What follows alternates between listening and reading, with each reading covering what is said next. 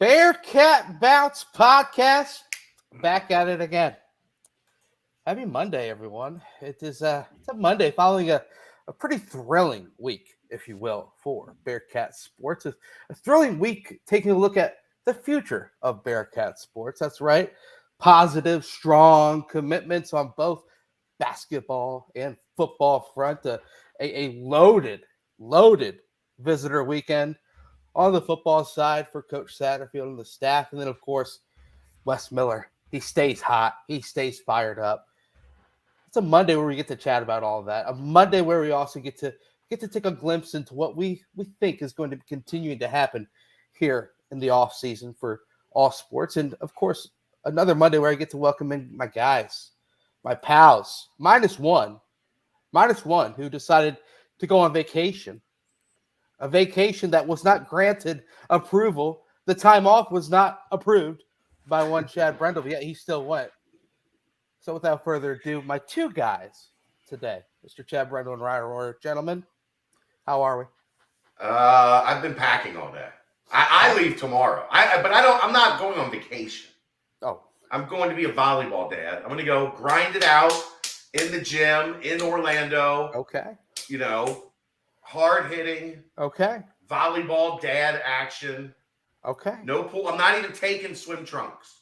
There's no time for the pool. Yeah. Go win a championship. Let's go win nationals. Okay. Well, that got me. Don't come back without the trophy, Chad. Yeah. Don't come back without the trophy. That's what we're saying. I'm leaving her. If they don't, she gets to stay in Orlando. What's that thing that they say for the NBA Finals? Like they only packed one suit or something like that. Yeah, I only packed one suit. Yeah, because I ain't going back without some other luggage with me. But what is that on UCF's campus or is that downtown? No, it's at ESPN Disney. Oh wow! Apparently, there's like 160 courts in this facility. The wide world of sports down there at beautiful Disney. Where are you staying? The Universal Marriott. Okay. I think Universal Marriott or Universal Hilton, one of the two. Yeah, one of those. I just put it in the GPS and go when we get there. Are they letting the girls go into one of the parks on one of these days, or is this just no? The second you land, it's nonstop. Well, we get there at like 5:00 tomorrow, and then the volleyball starts Wednesday. Okay. And then Wednesday, Thursday, Friday, Saturday, she's got games all day, every day. Whew. You're back Monday. Then, Father's Day off. Yes. Very good. We got a little Verbo action for Father's Day, so we'll get there Saturday night. I got like one of the like the condo complexes with the pool and the restaurant and the bar, like everything all right there. So I got us one of those. Nice. For Saturday night and Sunday, and then fly back Monday. And then be back here with you guys Monday night. BBP, welcome back. How are we? Yeah. Let's go. We will welcome you back with open arms, only if you bring home a trophy. That's it. I know. It better be sitting here, like on the little table right here. Oh wow! Right underneath. There better be a trophy. Right underneath the team ticker with the Big 12 logo on it. Ooh. Yeah, right underneath the team ticker. That's beautiful. I've had a couple people get their team tickers and tell me how awesome they are. Yeah, so I heard you saying that you're gonna get Dave to hang it up somewhere, right? No, he's just decided he's not going to do it. Like curmudgeon, insubordination. It's insubordination. He's on vacation this week too. Yeah. Did he request time off? No, nobody requested time off. No PTO. Unfortunately, the human resources department passed away in April, so I don't know who they would have even mailed it to. Head of HR. Kelly ran HR. She ran accounting. PR. She was accounting. Yeah. Front of house, back of house. Yeah. I haven't found a replacement. Now it's Now all things go. That's why everyone's just taking vacation left and right. And yeah. Laura's going to big booty dances and whatnot. Golly, gotta love it. But there, man. Good weekend though, Chad. This past. Yeah, it was pretty mellow. Kelsey had a friend over. Okay. So, but yeah, it's been good. Ellie De La Cruz watch party, left and right. I mean, that's must-see TV. He's getting ready to come up right now, I think. Oh, man. Give us the locked-in play-by-play while I tell Ryan Royer. Sir, how are we? We're good, man. Had a nice weekend, a little recharge. It was nice. Yeah, just got a nice little workout in, feeling good, ready to rock with y'all. I love it. Pretty wild because you were in Chicago last weekend, right? For the Big Booty Mix and Big Booty Nation. Big Booty Nation up in there, and as well as Taylor Swift, right? And then of course didn't make my way over to the Swifties, but this past weekend at Wrigley Field was Dead and Company. Chad, you might be in a little bit of that, but not a huge Dead. I mean, I like the Dead, but I never did like the Dead show scene. Right. I'm more of a Fish guy myself. Same. But still, Fish guy. A lot of things going on in Chicago, and that was also the location that they had the most recent Bearcat meetup, right? This past week. So that's What is that? The caravan. What is that? They take the coaches, they go meet with alumni, have like a informal, everybody sits around and coaches talk and answer questions, and just a way to outreach for the fan base that lives out of town. PR time. Yeah. There you go. And of course, I got to give a shout out Ryan Geis pumping the this 30th, right? The grand launch of one. Won't be ready in cans yet, but they'll have it all day on tap. Okay. At Ryan Geis.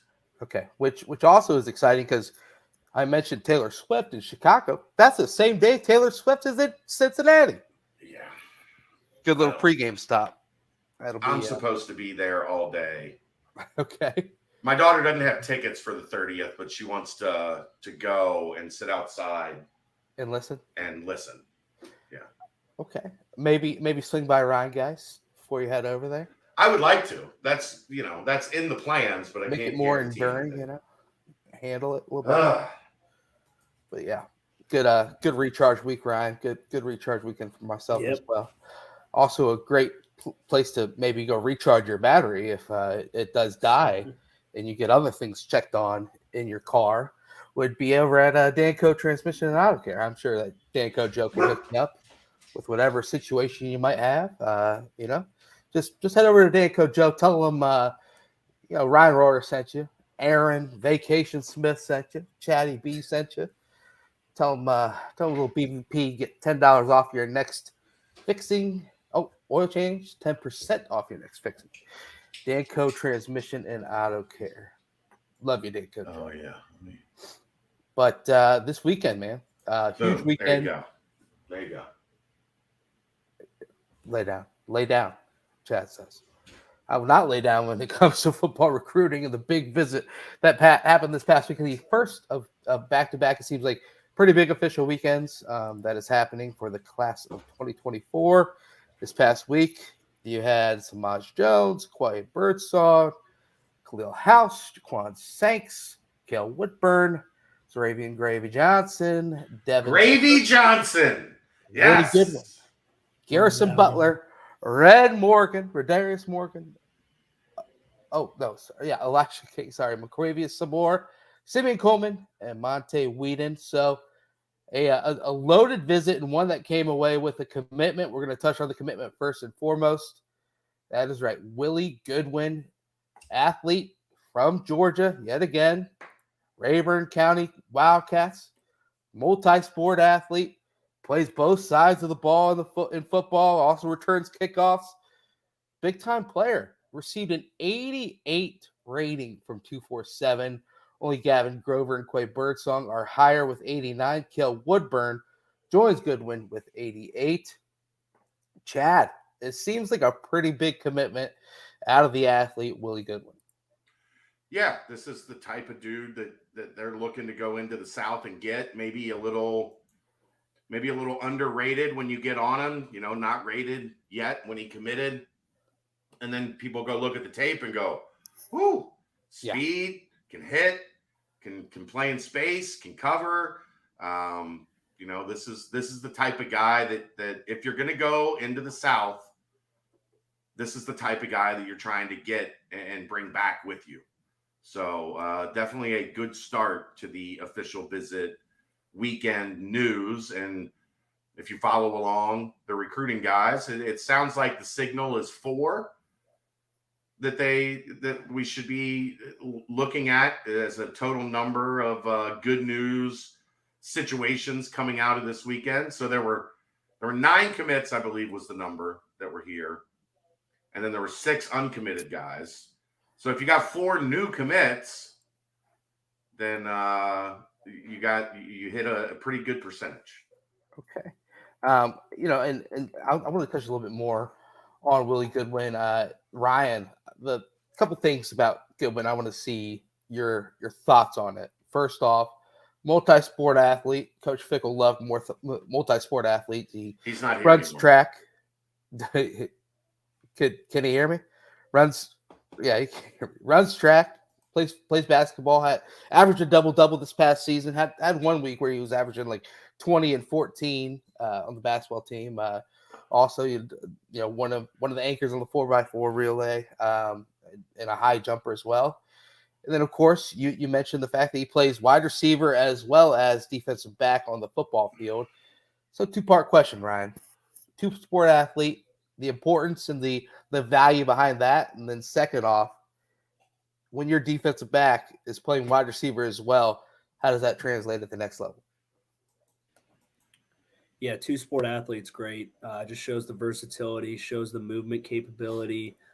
He's not like one-dimensional, even though he's kind of showing that he's not already by playing wide receiver and cornerback. They're very different, but they do. Knowing one does help the other because you can pick up on different techniques, different route techniques when you're playing corner. You can pick up on wide receivers, different off the line moves and stuff like that is huge. Just kind of being able to know what you do in that situation and know what guys like to do. It's huge. I mean, being able to play both means you're super dynamic, you're super athletic, you're explosive, and that's what you're seeing out of him on the basketball court. It's translating there, and then you got to love track. Track guys is if they can stick their nose in there and hit. Track guys are great for football because speed kills, man. You can't coach speed, so I really like what I see out of this guy. He's got every gift that you'd want out of a recruit and every tool in the toolbox that you can kind of judge at this point. So just getting him on campus and getting the pads on him and seeing what he can do at Cincinnati, that's when you really see what kind of potential he'll have. But I'm super excited about him.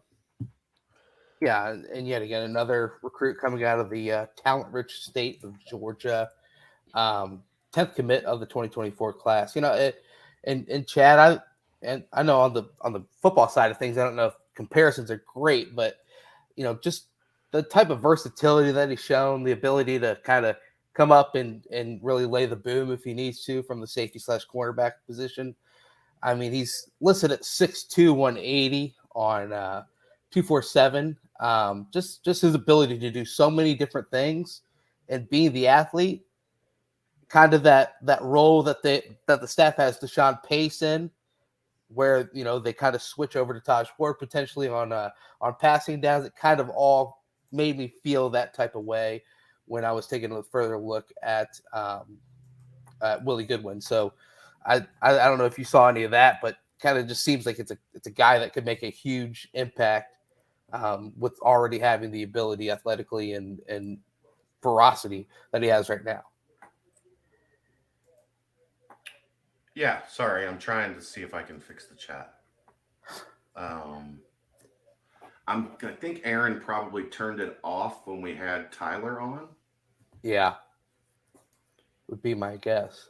And I'm trying to get it back on. So if you two guys could talk for a second, this is why you hire a producer and think he's gonna be here when you do shows. You're good. If anybody's here, post something in the chat so that I can see if it pops up. Ryan, these official visit weekends, when they were coming up for, when you were a player, did the staff place any importance into that to the players, to the current team? Was it kind of like a guys, I need you around, I need you kind of locked in? You've got a big visitor weekend coming up. Yeah, it was centered more around the guys that had recruits, but it was always like, we want your guys' feedback. We want you to meet these guys. We want to know what you think about them, if they'd fit. It was kind of like the final vetting process, and guys that like we were sure about, like guys the players liked what kind of like the vibe they brought. Just making sure we show them the best time and show them what the brotherhood was like, and giving them a night to remember.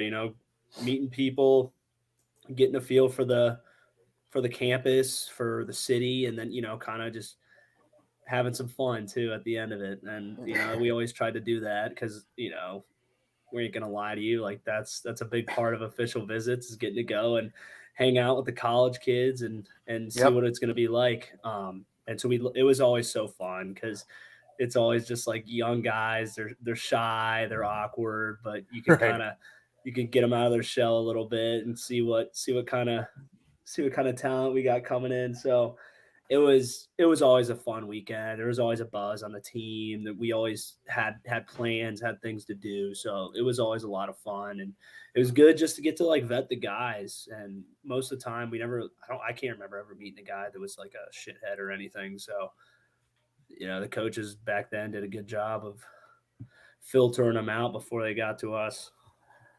I love those. Yeah, I could see stuff. Yeah. Okay.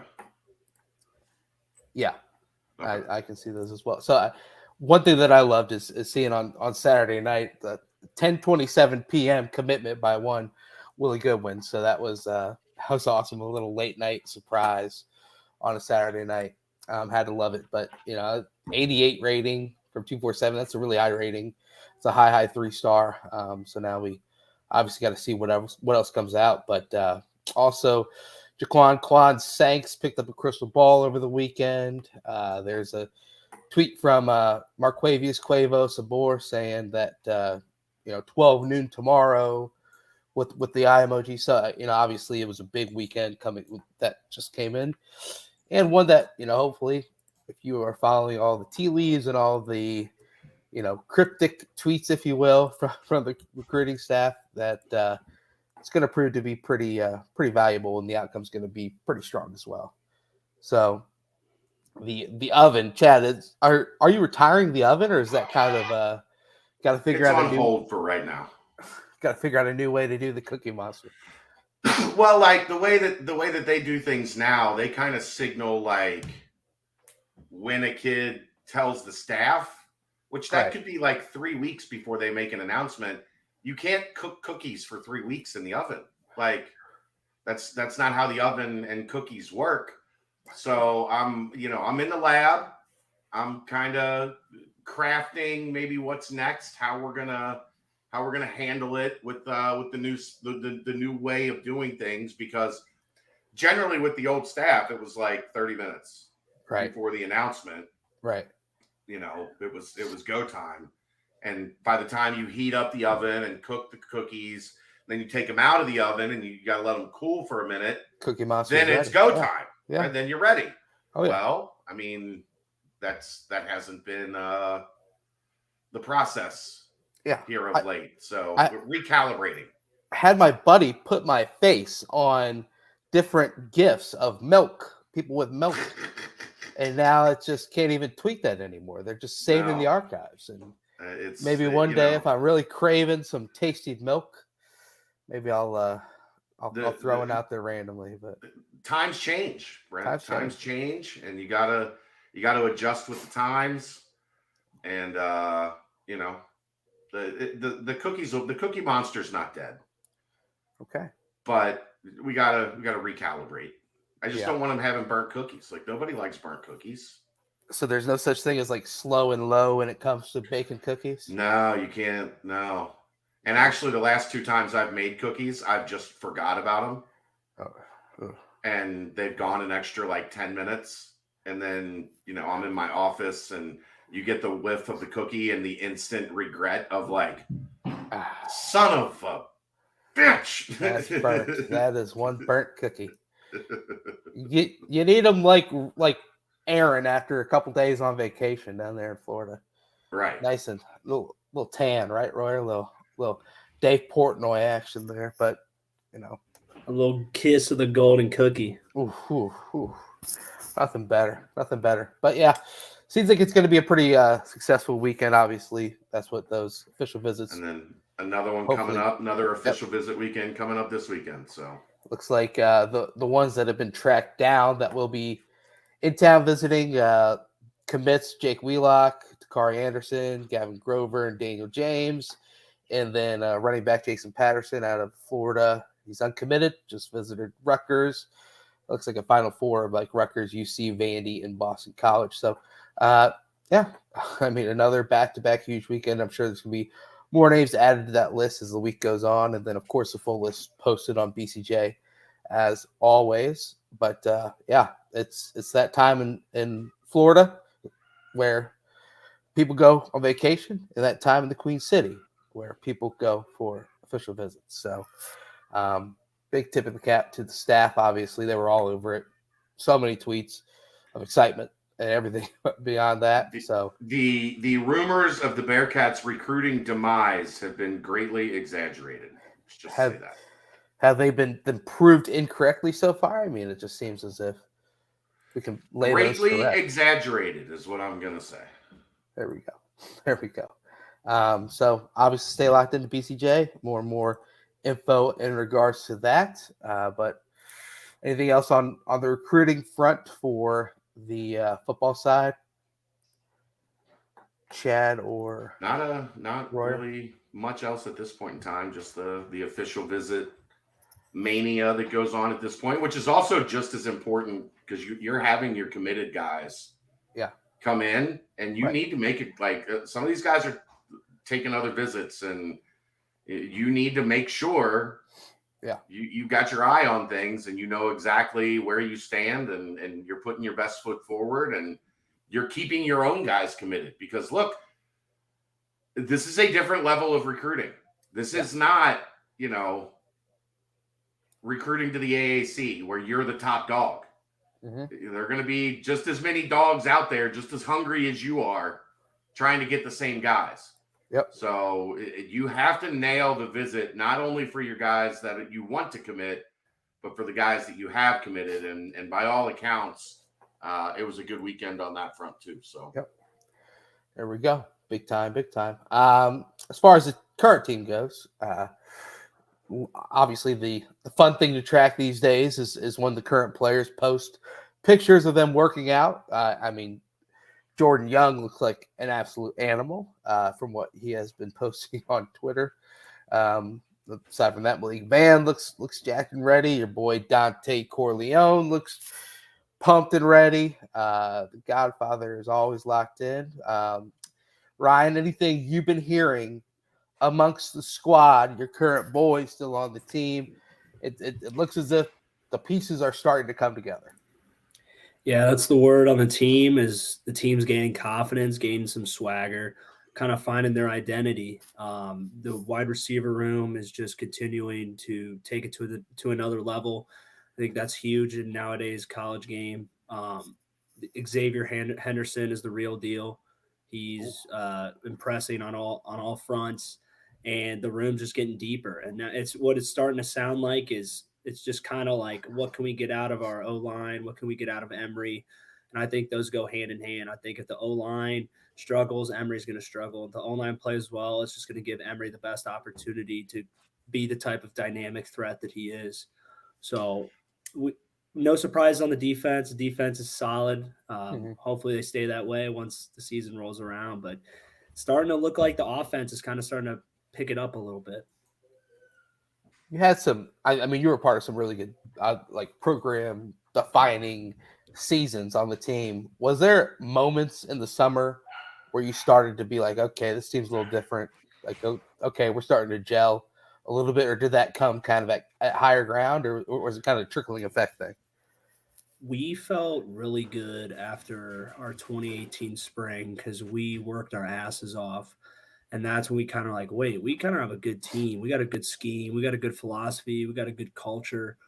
And that really came to fruition when we beat UCLA. When that happened, it was like, all right, like that was real. Like that confidence we had was real. And I think the ball just never stopped rolling every year after that. Like just the confidence grew, the talent grew, the intelligence, the playmaking, the defense.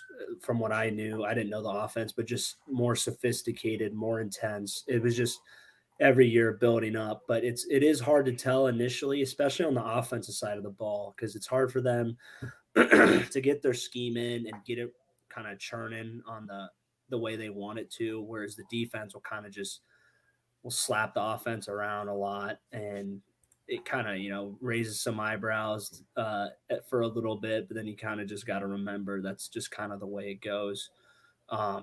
Offense, I mean, it's all about momentum. It's all about confidence, and just sometimes play calling too. And that all is kind of one total like conjoined thing. They all depend on each other. So that's why you just see an offense just really just get better and better as the year goes on, as long as everything's kind of clicking the way it should. Are we, Chad, you and Dave kind of touched on this in the BCJ pod, but we mentioned it here on the BBP as well. The whole movement of 4.5 wins over under to 5.5 wins over under. I mean, the more that you keep looking about it and thinking about it, and I know that I'm, the optimist of the group, but eternal optimist, if you will. The more you look at it, the schedule is probably the easiest schedule of the Big 12. Well, like I said, if you said craft up the most UC friendly schedule you could come up with, right? This is what it would have looked like. Like, I don't even know that there's an argument that you could have made it easier. You're missing the top 4 teams from last year. You're getting the teams you want at home. You're getting the teams you want on the road. Like, you're getting them. We did the West Virginia preview a little bit last week with Chris Anderson from Ear Sports. They might not have a coach. Right. Like, the odds are they probably won't have a coach. Yeah. By that point in the season. Like, everything kind of is exactly. Now, that doesn't account for, okay, we thought this team was going to be down and they're not. Right. Or, this team hit on 2 or 3 guys in the transfer portal that were kind of seen as mid-level guys, but they're difference makers. That's not accounting for all of that. Yeah. But that is saying, looking at the best possible case scenario for what this schedule could have looked like. Right. This is it. Yeah. Yeah. I mean, and aside from that, is sure, a lot changes when players go to college and whatnot. But Emory Jones was extremely highly rated out of high school. He's had some very strong parts throughout his college career. Also has had some tough parts throughout his college career, be it by his doing or by the atmosphere that he was in. Talking about kind of Arizona State this past season. Then you look at running back. He had one of the most highly coveted running backs in his class, in Corey Kiner, who's now obviously entrenched there, trying to make a name for himself as Bearcat, and a couple of other really strong players. Ryan just touched on the studs that are now starting to matriculate inside of the wide receiver room.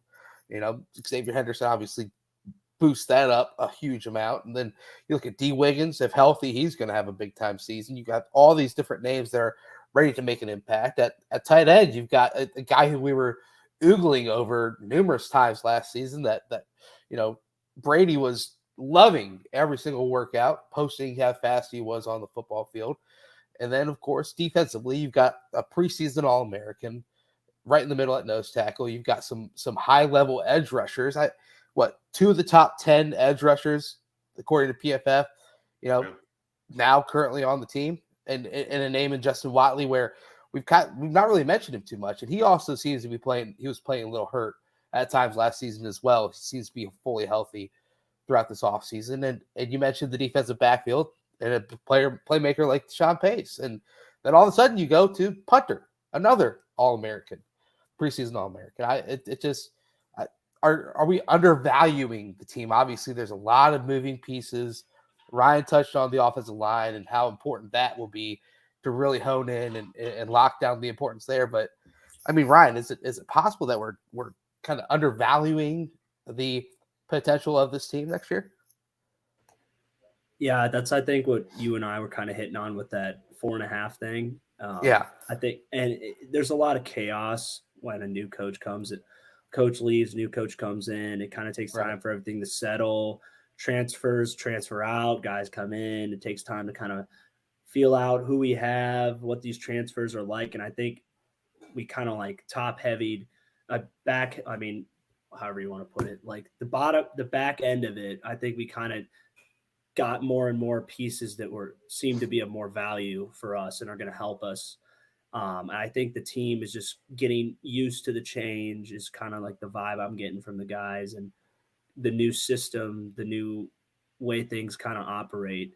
I think it's just building confidence, but I do agree with Chad on how we could have a good team and like we could be a better team than we thought we were going to have. But I mean, there's so many of these games that are just going to come down to like a couple plays, and it's just going to be, we could be 8-4, or we could be 4-8. We could be like 9-3. We could be 5-7. It's just like, there's so many games that because we don't have that, like, we don't really know what we're going to get. We don't have like a Luke Fickell, like 5-year culmination program or everything's run like churning. So there's going to be some games where like we might lose that we should have, that we should have won because we just are making mistakes that we just don't normally make over the past 5 years. And there's going to be some games we might squeak out. So it's still, I think this team's coming together. I'm more confident. I'm excited. I'm keeping the faith in Sadie Daddy and the boys. So, but I love how Chad put it. Like there's a lot of games here that is going to be a coin flip. And we just don't know. Like, and the other thing that's important, Ryan, I think that we haven't really talked about yet is how is this staff at getting improvement throughout the season and getting a team that is going to, just by nature, by how many new guys are there, how many guys haven't played next to each other on both sides of the ball, where you see a mistake or two that's made early in the season and those mistakes don't happen as the season goes on. Like, how much of that is there? Like, what is that level that we're going to see from this roster to kind of take, if they start out, I'm not even looking at the schedule, but they start out 3-3 or 3-4. Yeah. Is there the coaching to go into that second half of the season and finish strong and get to 6 wins, 7 wins, 8 wins, or do they fade? That's one of those things, Ryan. You don't know what the guy next to you is made of until you're out there in the fire, right? And these guys, that's one of the things that like Marcus's defenses, everybody knew it was a fully functional machine. There wasn't, the tires were perfectly pumped. The spark plugs were calibrated properly. The wheel was aligned. Like, everything fit and everything worked in unison. And how long does it take to get there, or can they get there? Like, that's the main thing for me, like, as I start to think about this thing. They were fresh off a Danco Joe trip. Yeah, right. They got the alignment was done. The brakes were the brakes and the pads. The rotors were changed. I see what you did there, Ryan. Only the best from the Danco. Hey, right. No, you're so right. Adjustments and scheme is huge. Adjustments in player development is huge. I think that's something that, like, we were constantly evolving our defense, constantly seeking ways to improve it, and that was a big, like, Coach Fickell fingerprint. And we were so big, like, same thing with development. Coach Fick was just on everyone's ass every freaking day of every week, especially the bye weeks. So it's crucial. It's something we can't look over, and something that Coach Satterfield and his staff are going to have to keep emphasizing. So that's critical. And, I really hope they continue the pace that Fickell and the boys left off on. Danco Joe in the chat. Danco Nation, baby. Great segue, Ryan. There we go. It just, like, a lot of it too is like, how does how does the new guy you're next to react when something goes wrong? Yeah. Is the reaction, hey, is the reaction pointing fingers like you screwed up, or is the reaction, hey, how do we get on the same page? Where was the glitch in the matrix? Like, okay, let's fix it. Or is it, bro, you gotta be in your spot. Like, that's not how you fix things. Mm-hmm. You fix things by communication and saying, look, all right, let's work through this, let's work through that, and we're on the same page now. Let's go. Yeah, and that was built. That's built in the weight room, and I have a lot of faith in Coach Nico. We talked to him a couple of times, and his pedigree. I mean, I'm hardly leaning towards that the culture is going to be there, and there's going to be guys that are tight knit, dependent upon one another, confident and competitive, and just hoping that the coaches continue building that culture in a football setting, because it's not a direct transfer over. It's something that the coaches have to be hand in hand with Coach Nico, and they got to transition that onto the field and transition that into when shit hits the fan and in first half, first drive, or you go down, you got to score to tie the game and shit like that. Or someone misses an assignment, can someone be there to fix it, or are they going to go back to the sideline and get it corrected without screaming at each other? So that took time for the teams I was on. It's not an instant fix, but you're right. It's important, and it's something that's constantly built. It's because what's the ripple effect, Ryan? What's the ripple effect? If one guy starts being like, "Hey, you screwed up," and maybe that was the case. Maybe if it's somebody talking to you, you missed an assignment. But if the guy comes at you and he's an asshole about it, then the chemistry, the way that things are fixed is broken.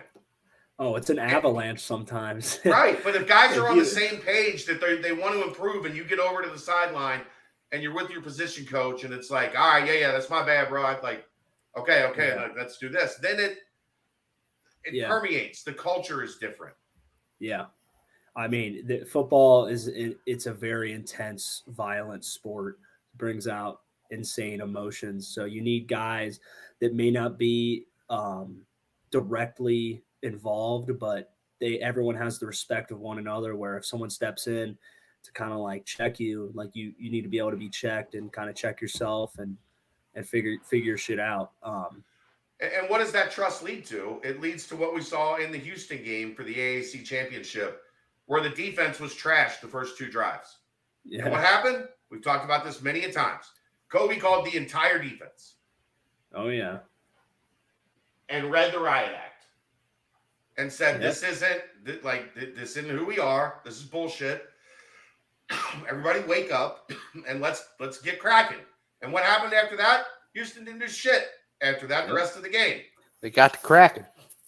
That's what happened. But that was years of equity built up by Kobe, because everybody knew Kobe was about the right things. Yeah. And DeBlanco turned into a maniac. That was a insane interception. Insane interception. A couple of screws loose. Yeah, but what's the one position? He is no longer in the XFL and in the USFL.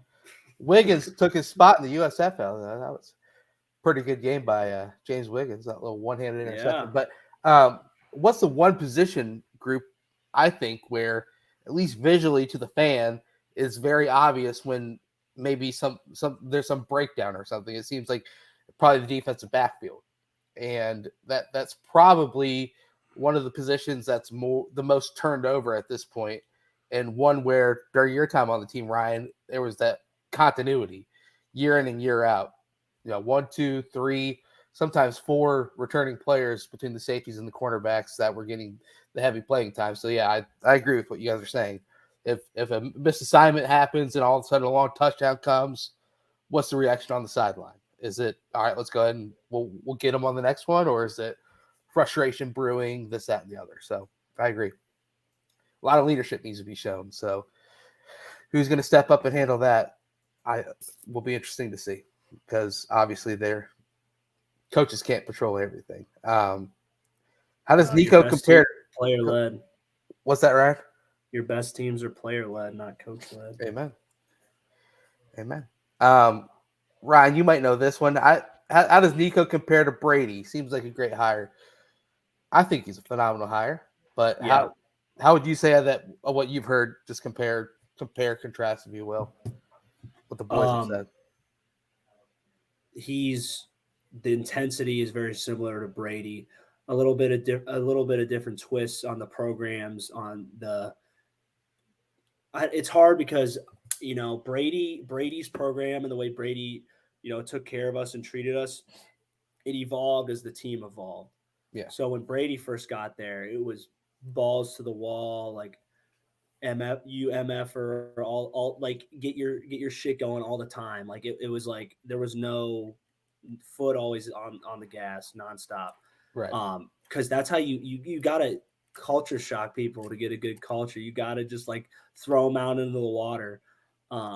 And once he kind of like Coach Brady tapers off as the culture starts to take over, leaders start to take over, he comes down and like the guys start taking over. And by my 5th year, I mean, it was just like, I was literally talking to Danny Felino on the phone this weekend, and we would just like, we were crazy. Like we would get on the leg press and we would just start smacking each other in the face. We would ask to be smacked. Guys would just smack the shit out of you. On leg press, bench. It was a madness. Yeah. But it was controlled madness. Right. And it was good and it was amazing. And what I kind of see that happen with Nico. Like Nico comes in, he's about his business. He's got a really good program. It's hard. It kind of shocks people back into like, hey, this is some new shit, but it's my shit, and I'm gonna take care of you guys and get you guys going. Kind of like how Brady was. And I think those similarities are very strong. And I think he comes from the tree. I've heard nothing but good things. When we had him on here, I could just feel his energy. I thought he's as legit as you can be. And I wouldn't really know his true comparison unless I got down there and got a little. Might be time to head down to the dungeon. I know. Yeah, I know. Get a quick feeling. He's everything you'd want her to be, like Brady was, but I think he has his own little twist on things, and that's good. You don't want clones. You want guys who believe in themselves, believe in their own material. I think that's what he does. And he's Italian, so I might have to give him a little edge.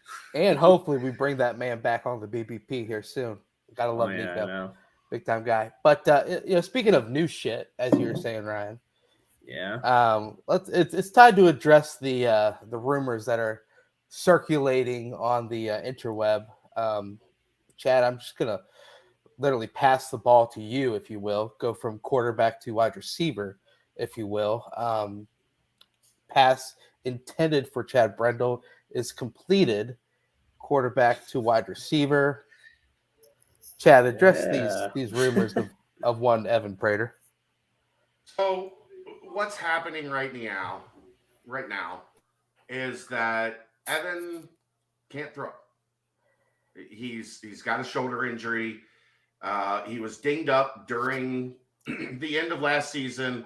He tried to fight through it. It was still nagging in the spring, so they shut him down for the spring. He is still letting that heal, so he is not throwing this summer. So, in an attempt to get some work in, he's been, and they're in, be clear, like the cycles, they're in summer workouts right now, which, Ryan, you can explain this a little better than me, but it's basically position groups and shells and kind of working on air, right? Like, what does summer workouts entail? Yeah, it's film with coaches. Coaches kind of set up drills that the players, the leaders in the room, kind of take care of and do after the lifts. We're in June, so we're going to start getting closer to OTAs, and that's when the coaches can be there. But yeah, it's just like get your lift in and then get like 15-20 minutes of position work a couple times a week, and then 30 minutes of film a couple times a week. So what I want people to understand is this is not like Evan Prater has moved to wide receiver. Might that happen? It might. It kind of, we'll see what develops from this. But I think what this is really smart, because if he's not able to get the work in at quarterback, you still want the kid if he can physically go out and run routes and kind of learn that type of thing. Why not have him do that? Why not have him just kind of run an experiment that says, is this something that we can store in our back pocket if we need later down the road? If he goes out there and he looks incredible, like, okay, well, damn, we just hit on something. If he goes out there and he looks terrible, like, okay, well, then, we're probably going to just shelve that and not worry about it too much. So it's not Evan Prater has switched positions. It's not he's running with the ones or twos. Again, Ryan, you can help me out with this. There's no ones or twos in summer workouts. It's just guys getting working. Yeah. Guys have an idea where they're at, but like if you went to practice Sure. and you saw who's out on the field with who, you can't give that a lot of weight. There'd be a lot of times like walk-ons would be going in with the ones, and God knows we weren't starting. So it's just how it is. I just want people people have, of course, when a rumor like this hits, everybody takes it and everybody's hearing 30 different things, and the game of telephone, starts spreading things like wildfire. So I've been making calls on this over the past couple of days just to get a better understanding. And that's my understanding is it's a situation where he's not able to practice at quarterback right now as his shoulder heals. So he's out running some routes and seeing what kind of options are there at wide receiver, because guess what? Scott Satterfield loves trick plays. He loves kind of using the gadgets and turning the screws up on people and doing things a little bit out of the box. Yeah. And that's Braden something Smith is an example of that. He was 3 for 6 last year, 106 yards and a touchdown. Right. So if you have that in your Rolodex, and all of a sudden you bring Evan Prater on the field and the defense is reacting and nobody knows what's going on, and all of a sudden Evan Prater's got a 27-yard catch that picks up a first down, or whatever the case may be, it's worth it at this point in time to find out. Let's see, is this because he's one of the best athletes on the team, right? So why not try to do everything possible to find out? Let's see what we got, right? And maybe there's a future for him at wide receiver. The thing is, right now we have no idea. Like Ryan said, he's doing 20 minutes 3 times a week running routes. This is not some drastic change that is impacting practice every day, right? Kind of as it's been touted. That's not what's happening. But is he getting a look? Are they seeing if it's something that might be at least in the deck? Might be a card you slide into the deck when you start shuffling the deck? Yeah. And I think it's just it's doing your due diligence. It's good program management to kind of find out exactly what you're holding on to.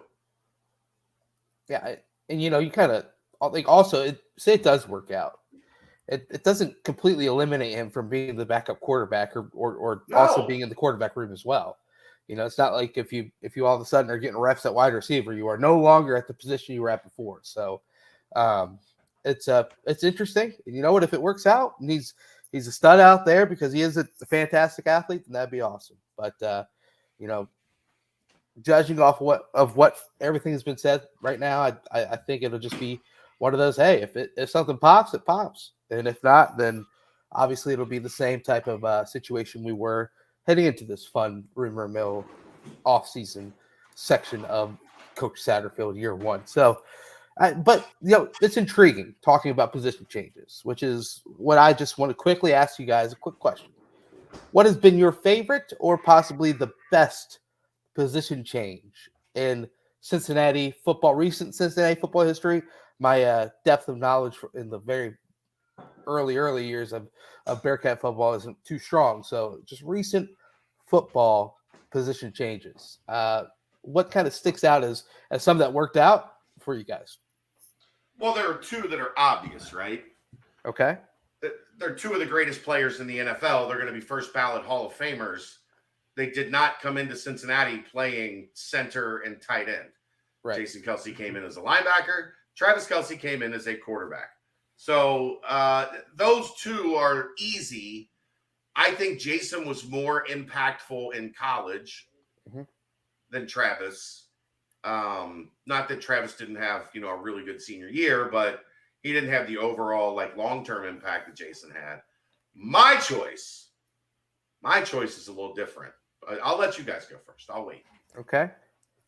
All right. So my easy one was Jason.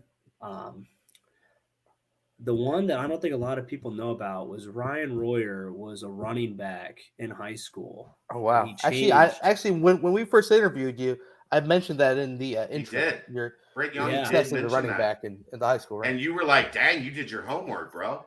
But he changed to wedge buster on pump block and fullback on KOR. What? Yeah, it's kind of crazy. But a guy in my era, I think, are probably the most prominent that panned out the best would probably be Brian Wright, changing from DN to middle linebacker. Started for us for 2 years. Really good production, had NFL capability, but he was kind of one of those guys who got stuck in that COVID off season where he kind of didn't get a lot of exposure.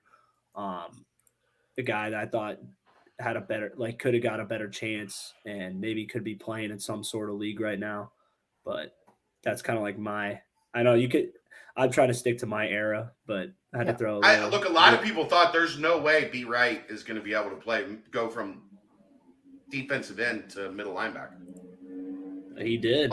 That's not a switch you see very often, right? No. It's just not. It's not. You're generally, if you have the athleticism to play middle linebacker, you're generally not playing defensive end. Right. Could you have imagined if we just show? And actually, I think this was talked about at one point in time.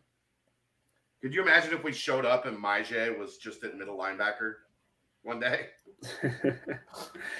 It'd be nuts.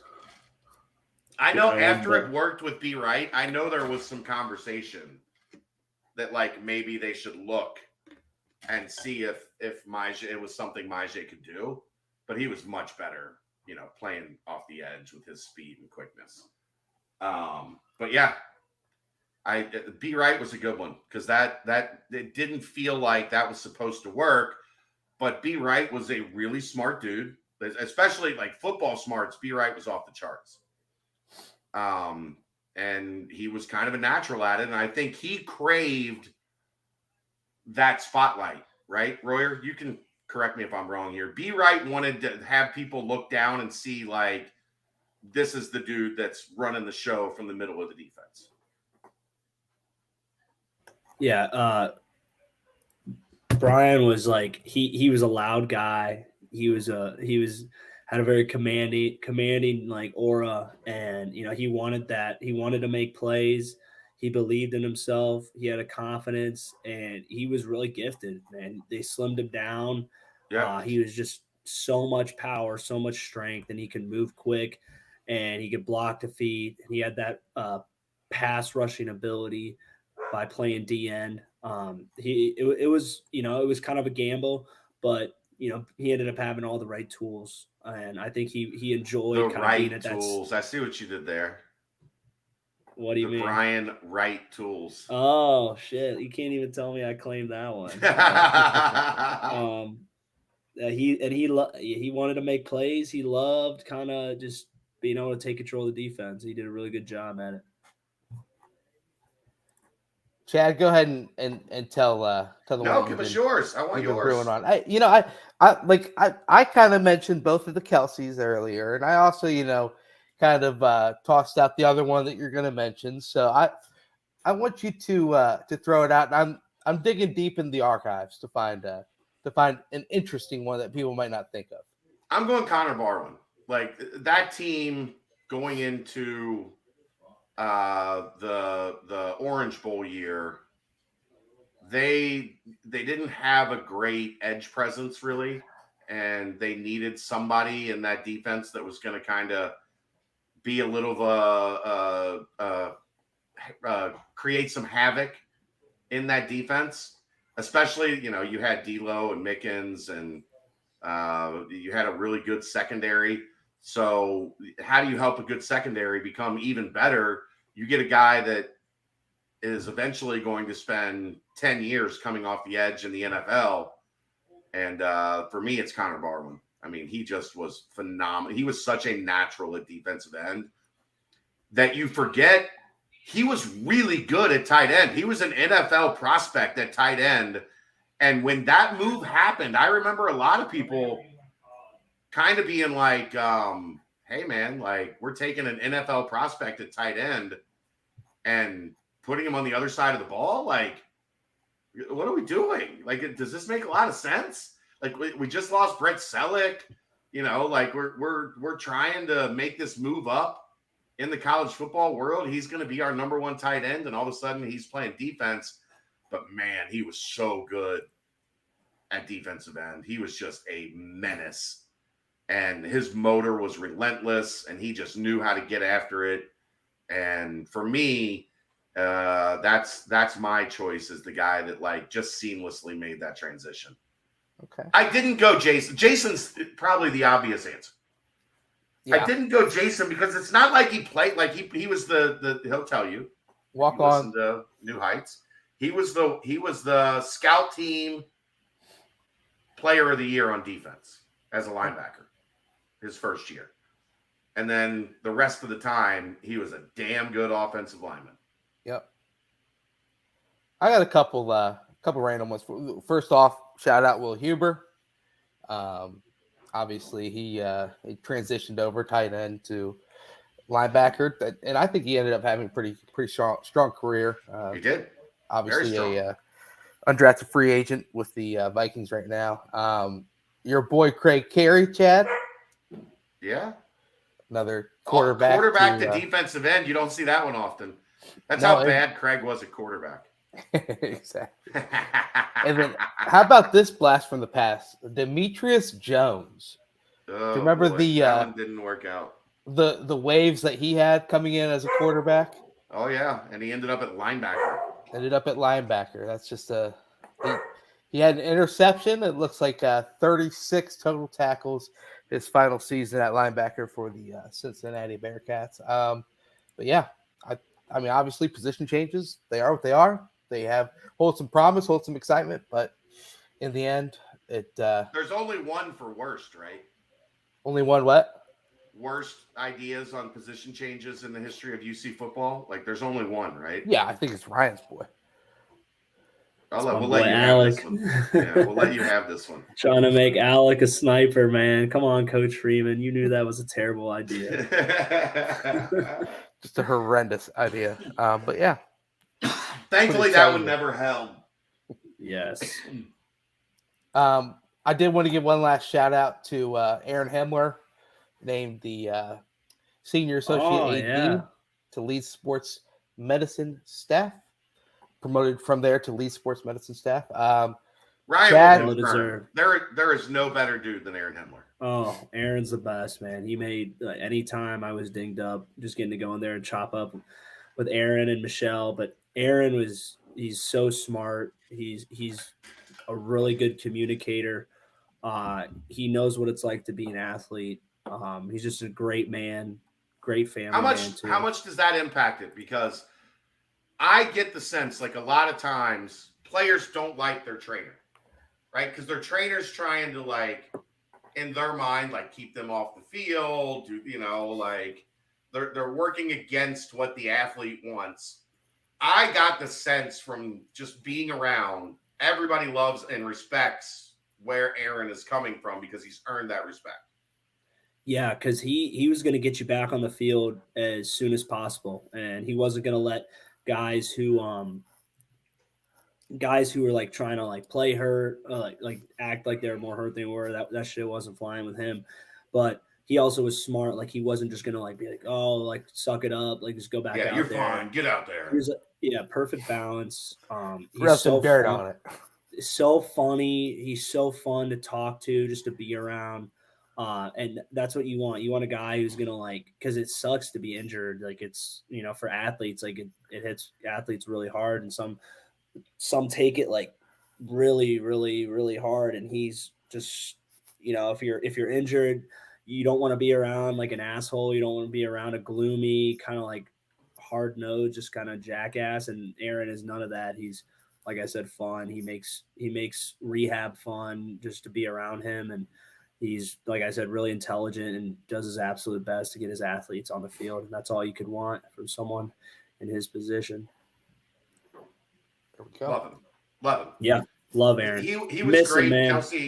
Kelsey had a little bit of like a shoulder. She was learning how to overhand serve, and it kind of overworked it.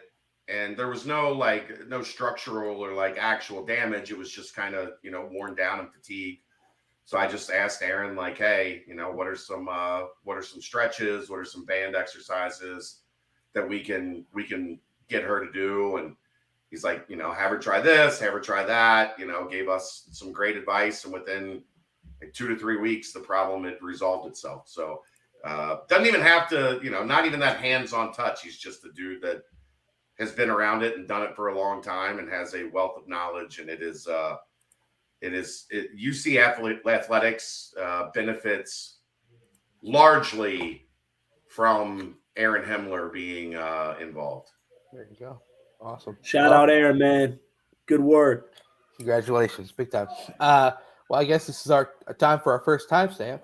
Quick Paper Supply, your local and family-owned restaurant supply company for all your non-food products. They service over 150 restaurants with weekly low minimum next day deliveries, providing a wide range of food service products from to-go containers, cups, custom printed products, eco-friendly, and much more. They also have cleaning and restroom supplies for all your janitorial needs. Call Nick at 513-470-2029 and reference Bearcats for 20% off your first month of purchases. There you go. Go see our friends. Our good friends. Paper Supply. Big time, baby. Big time. Speaking of big time, man. Aaron when you need him. What's that? So where's Aaron when you need him? Aaron. Anyway. There we go. Quick Paper Supply. Boom, baby. Got it. Quick Paper Supply. QPS, baby. QPS. Well, speaking of big time, man, the movement continues. This past week, Tyler McKinley, big time, versatile big man, four stretch, inside out, this, that, and the other. The staff has been on him for quite a while. He bids his commitment to the Bearcats on Thursday afternoon, early evening.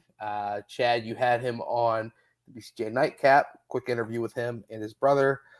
Seems like an awesome guy. Obviously, someone that we've talked about a bunch on the pod. We talked a bunch on BCJ.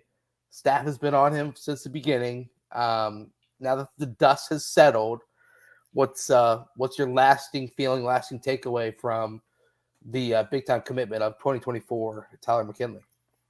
I think just a guy that is going to be a super, super effective college player.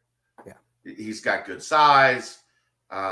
He's skilled. He can shoot the three. He can shoot the mid-range. He can really pass. He has shown me a lot of growth as a defender when it comes to being able to step out and defend more perimeter-oriented forwards. He's a guy that is super, super smart and is going to be able to assimilate himself into what you're trying to do, both on the offensive and defensive end. Incredible, like Gary Clark, Trey Scott level kid, right? In terms of who he is as a person. So you don't get those, like they don't grow on trees, if you will. So just finding someone that is a perfect culture fit for where this program is at, what they want to do, what they want to accomplish, like just a great overall fit.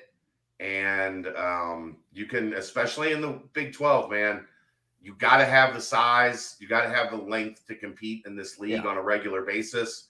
And Tyler McKinley gives you those things. And you get to keep a local kid home that Xavier and Ohio State wanted. Yeah. And that's always a good thing. Yeah. we're going to touch on each one of those comments. But first, I'm going to go on the Gary Clark mention. You know, I obviously that's been kind of the player that a lot of fans have. Yeah, I don't agree with that. Compared to. What's that? I don't agree with that, but. Right. But, you know, there's one thing that I saw, you know, in the multitude of interviews and articles about the commitment. And it was this quote right here that McKinley said. He said, "I just love to win. I don't have to score a lot. I'll do whatever to win," which that to me is Gary Clark. You know, it's whatever Mick wanted out of Gary was going to do. Could Gary have shot more threes the first couple seasons that he was on campus? Maybe. And he wasn't good at it yet. He probably could have shot him, but he wasn't ready to do it. Could have shot him and then found a seat next to Coach Crummey. Right. But he wasn't ready to do that yet, but he got there. Yeah, it seemed like kind of just that part of the, you know, overall just wanting to do whatever it takes for the team to win, kind of just having an effect on game in multiple ways other than just scoring the basketball. That intangible side of the game, I think, kind of fits with the Gary Clark comparison in my eyes. Yeah, I mean, I don't think they're similar players. And Gary was smaller, a little bit more vertical of an athlete up until, you know, he had the ankle issue that kind of hampered that. But his high school tape. Ooh. I'm comparing what I saw of Gary in high school to what I saw of Tyler in high school. Tyler probably a little bit more crafty, a better passer. Right. At this stage, a better shooter, maybe. Yeah, definitely a better shooter at this age. I don't think that's really even up for debate. But Gary a little bit more advanced on the glass at an early phase. Right. But that's not to say Tyler's not good at it. Yeah. It's just that Gary was way off the charts. Gary was probably more aggressive as a scorer, but that's hard to say. Right. And the reason that's hard to say is because what would Tyler's point production look like at Walnut Hills High School? Yeah. Which would be comparable to Gary playing at Clayton High School. You know, how much different would Gary have looked like if he went to Word of God Academy or one of the prep schools in North Carolina where you're playing with, you know, Tyler mentioned it to us in that live nightcap, which you can find right here on this YouTube channel. From Thursday, there's 13 high major players at Link Year Prep. It's apples to anchovies. Gary scored 19, 20, 21 points a game in high school because he was every night, 99% of the nights, Gary Clark was the best player on the floor his junior and senior year of high school. Where in Tyler's junior year of high school, he was one of 15 high majors, 13 high majors on the roster where everybody's going to have their turn. Yep. Right? So that's hard to say that Gary was more advanced offensively just because Gary was asked to do a lot more offensively in high school and was asked to do so against opponents that weren't Sunrise Christian and IMG Academy and Oak Hill and, you know, Compass Prep. Yeah. Arizona Compass Prep. It's a different world that Tyler played in than what Gary played in. Yeah. I mean, just adding on to that, the top player in the state of Kentucky in the 2025 class, Jasper Johnson, just announced he's transferring to Link. So it's you want to talk about heat check central. And Cincinnati's recruiting Jasper Johnson pretty hard. I think he probably ends up at Kentucky, although who knows what's going to happen. Going to Link, who knows? Lexington. No, who knows what's going to happen in Lexington. Oh, yeah. Over the next year or two. They got 8 guys on their roster right now. And I just took that Ole Miss decommit. Yeah, they took 6 of them are freshmen. They're trying to get that guy from Indiana who decommitted from UCF, who's solid but not amazing. Yeah. Right. So Jasper Johnson's I saw him score 12 points in like 97 seconds in Memphis. It was 3 threes and an and one. Just like what just happened? Right. He's electric. Back to Tyler McKinley. Sorry. Now I want to touch on what you said about keeping local players home.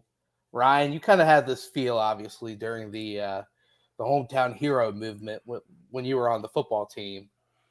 How much of an effect overall amongst the team? Basketball is a lot different because it's way less players. The amount of high level, available players is a lot smaller than what football can do. But just the whole overall vibe of keeping the top talent at home in the state of Cincinnati. Was that something that kind of caught on and was contagious during your time there? Yeah, it was. And it was big because not only just in Cincinnati, but all of Ohio, it breeds like a specific type of football player. Tough, plays hard, physical, just intense. And I think that's what you want a team full of those guys. You want a team who are proud to be wearing the CPAW, being from the area, being from the state, maybe guys that maybe were looked down upon by other programs around and other programs within the state. So I think it was big. And you had guys that were just familiar with the different kind of swagger that Cincinnati has, guys that are familiar with the area and kind of just play for more than just themselves. And, right. That's contagious. And that's something those are guys you want to be around. And those are the kind of guys you want to build a team up on. And that was something the old staff did a good job of noticing the importance of. So now you take that on the basketball side of things, Chad, and you saw numerous times McKinley mentioned the fact that Rayvon committed to Cincinnati, and then Rayvon goes to Arizona Compass Prep, and then the whole coming home situation. And McKinley mentioned that wanting to come home and play for the city.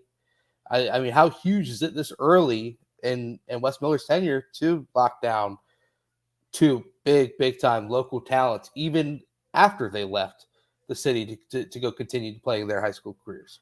Well, that part's important because it's easy once they get to a place like Arizona Compass Prep or Link Year or any of the other like 10 or so like elite level prep programs, whatever you want to call them.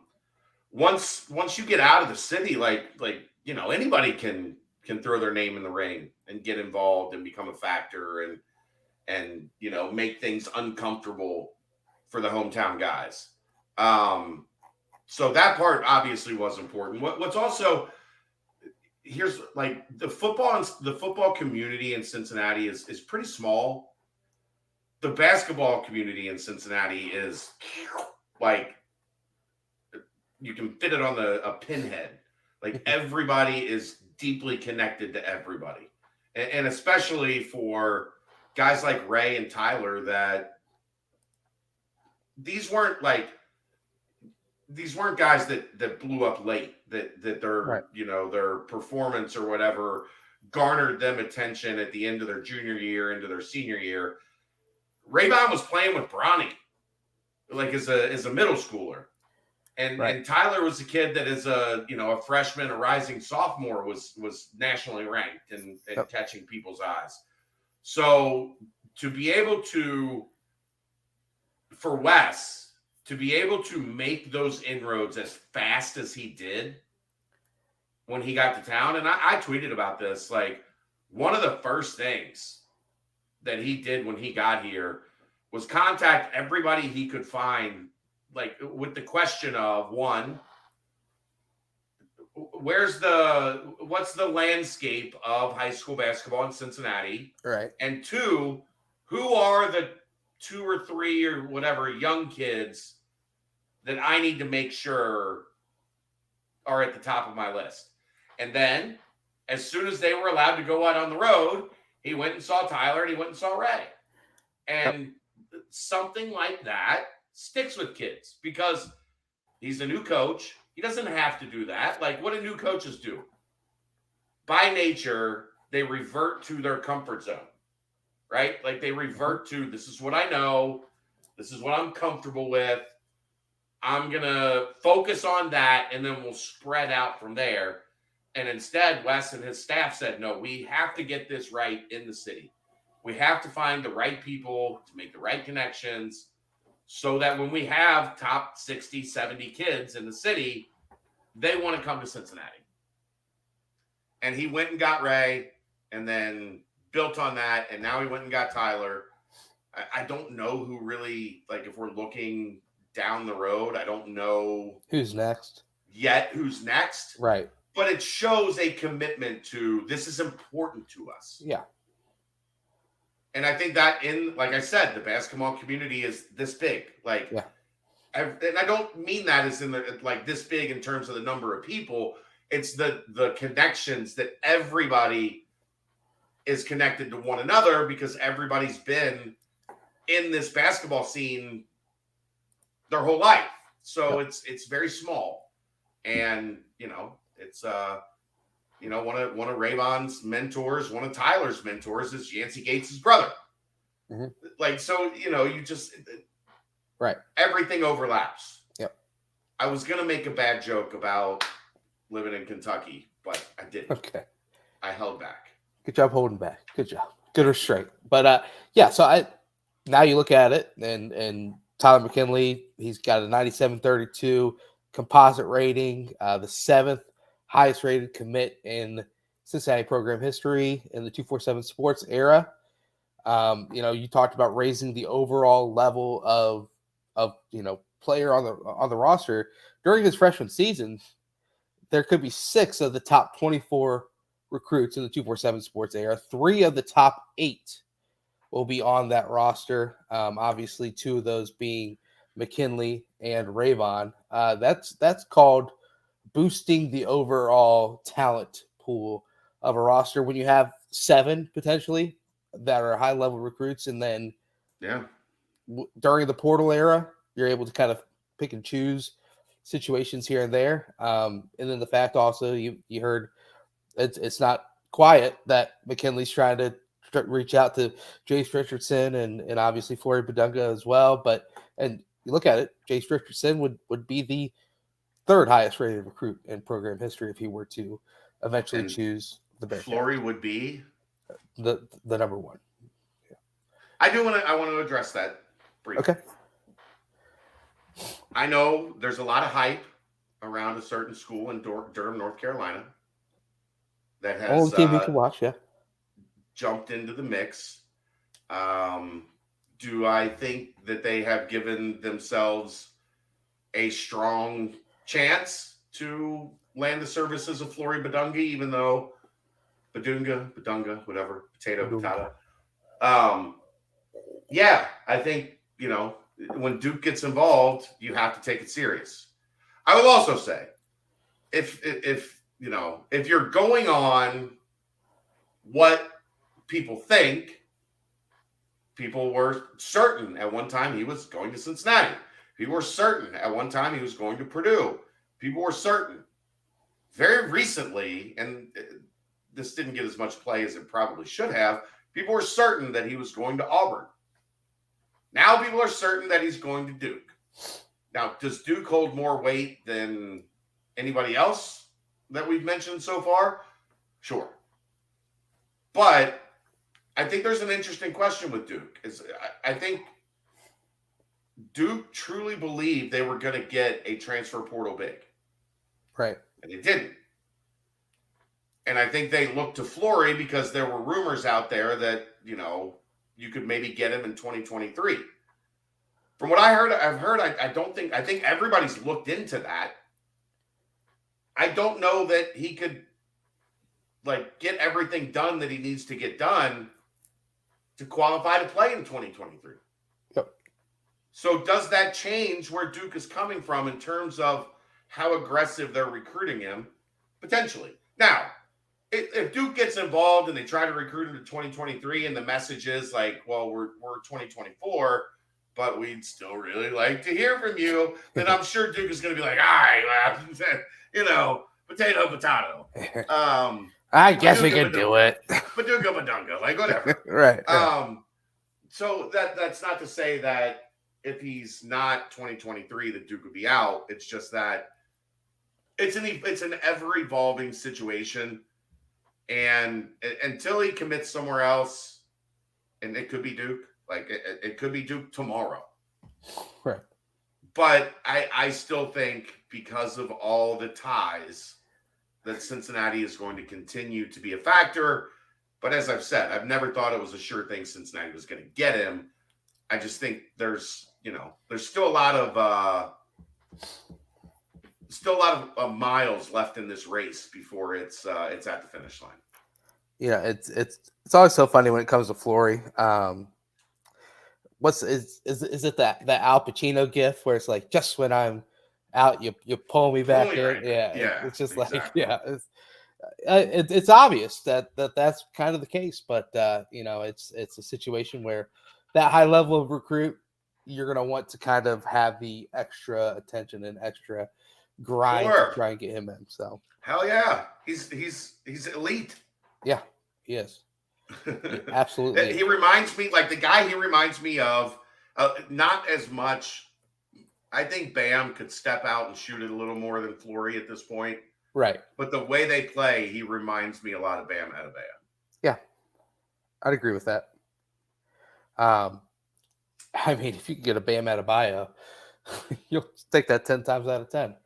Currently playing the NBA Finals, Game 5. So, moving on to the current team, obviously, Tom McKinley, huge addition to the squad.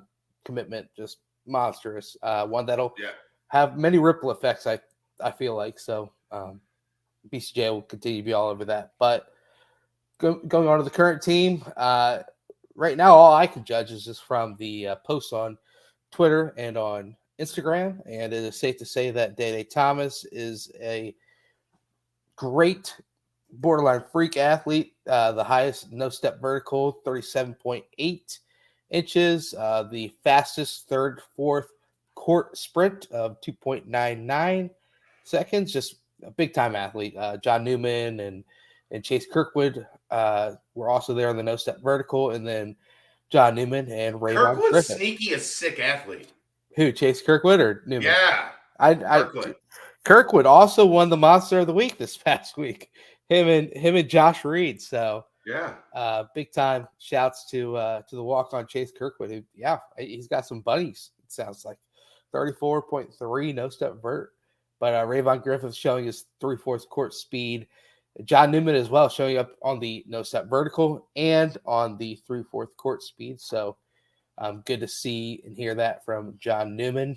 But aside from that, Chad, this is kind of your forte to step in and give us a little.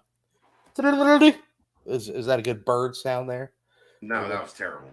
The birdies, if you will. What are you hearing or surmising from the current workouts for the team? Yeah, I mean things are going pretty well. Not a ton is changed from what I was hearing at a similar time, or when Dave and I talked on the BCJ pod last week. Everybody's getting after it. Like there is a very healthy level of competition between this squad. It's not maybe, and this this will change, but everybody's still kind of feeling each other out, getting to know each other. Right. But it's pretty cohesive. It's a good bunch of dudes that have a pretty high basketball intellect. Right. Like I think that's one of the things that Wes really, everybody says they put a high emphasis on that, but then you have to go out and find kids that have it. Right. And I think that's, CJ's got it. Seamus has absolutely got it. Yep. Jamil seems like a guy that understands and plays the game at a high level. So I think that's kind of the thing that's like catching people's eye so far. It's just collectively, this is a pretty good, in terms of basketball IQ. This is a pretty good team, which you hope when you get into those intense situations in the Big 12 that the basketball IQ, takes over. It steps in and is, the catalyst for how they play down the stretch, or how they play, when you're up 10 and the other team goes on a 7-2 run, and all of a sudden things are getting tight and kind of stretching that collar out a little bit. Like, can they bounce back and recover from that?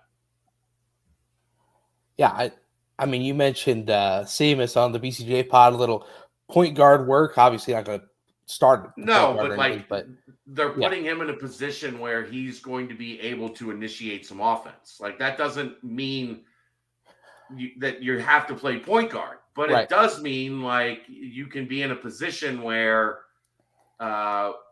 when the team needs offense, that there's not just the point guards that are able to initiate it. Right.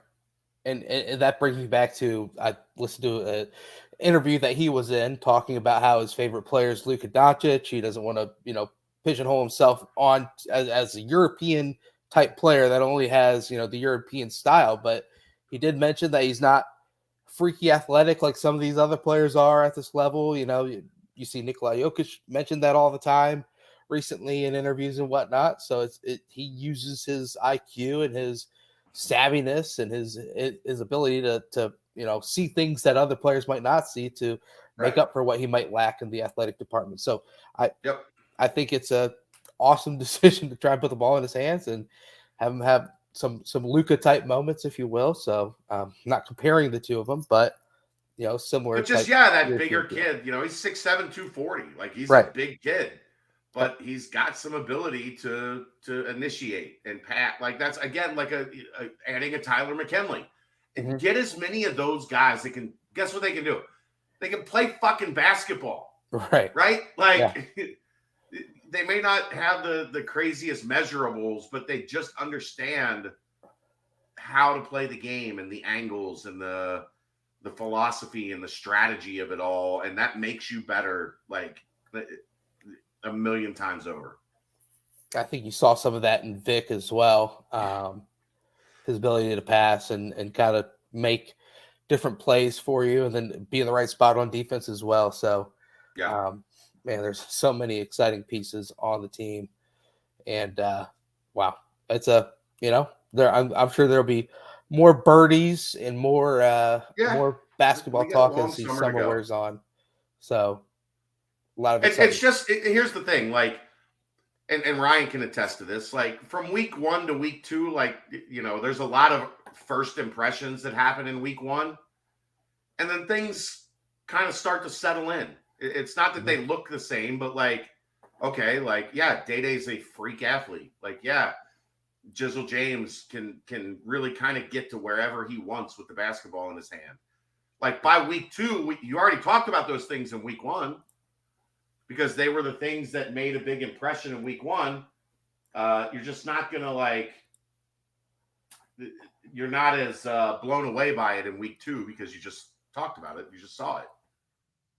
So things will settle in, and, unfortunately, I will be gone for the next 7 days. So I'll have to rely on my my outside, the actual little birdies, not me calling myself a little birdie.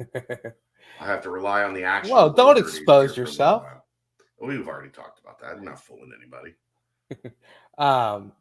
It looks like, judging off the Steve Logan was posting on Instagram. Looks like they've got the kids camp going this week. Yeah, the kids camp's going today. Yeah, so I talked to somebody that's like, hey, why aren't you here running a station at the kids camp? I was like, oh, the puppy, and then I had to get the kids some stuff for nationals. I couldn't make it to run a station at the kids camp today, unfortunately. Coach Chad wasn't available. Were they putting you at the 3-point shooting stroke or the rebounding? No, at my basketball career, I was the really annoying guy on defense. Okay. The Nat. Yeah, that's similar to the Nat station presented by Mason Matson. How about that? There you go. So Abby Jump's dad was the JV basketball coach at my high school, and then became the varsity basketball coach after I was gone. He nicknamed me the Rat. The because rat. I was that was who I was defensively. I was just getting after you. The rat. You wanted to like exterminate me. I was a pain in the ass, and I talked shit, and I couldn't score to save my life. But you were going to struggle to get the ball across half court. You rat. The rat. Yeah, the Wait, rat. That's what it was that the infamous nickname that you wouldn't mention Yeah. on that BCJ pod? Yeah. Yo, I just dropped it. Yeah, my sources told me it was the rat, but don't be afraid of that nickname. Wear it with pride. The rat. Yeah, that's just not one you want at 45, and you know. Fair enough. Ryan, at 12, it's fine. Yeah, right. 45, you don't want to. Nobody wants to be 45 going around being called the rat. True. Different connotation. I agree. Ryan, what was your nickname back in the day? Your favorite one that you had?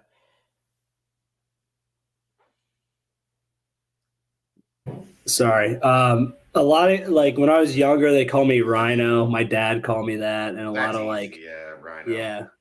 But when I got to UC, Coach Freeman, Coach Brady, a lot of the strength guys call me Destroyer. They loved that one. They'd always just call me Destroyer at all times. I love it. Yeah, I love it. Yeah, mine was the Diesel back in high school. Diesel. There we go. They had a running back package for me at running back. I'm the same size now as I was back in high school, so you can imagine that running back package was special. Oh yeah, called it the Diesel package. Elite. It was let's say 4 yards in a cloud of dust, something along those lines. But it was fun. But yeah, that's talking basketball, talking nicknames here. Chad, are we doing the Yo Adrian? Is she prepared in the lobby? She's ready. She's in there. So all right, let's quick paper supply. Quick paper supply timestamp. Your local and family-owned restaurant supply company for all your new non-food products. They provide mostly disposable restaurant supplies, products like to-go containers, cups, pizza boxes, to-go bags, can liners, napkins, etc. They've been open since 2009. One of the largest minority-owned companies in the city. They also have cleaning and restroom supplies for all your janitorial needs. Call Nick 513-470-2029. Reference Bearcats for 20% off your first month of purchases. All right, here we go. Yo, Adrian. Yo, Adrian. What's up, guys? What up, Adrian? What up? Nothing much. Chad, do you have the overlay, or are we just? Oh, there we go. There it is. Low Miller Real Estate. Give Adrian a call, 859-444-8159. Got the emails there.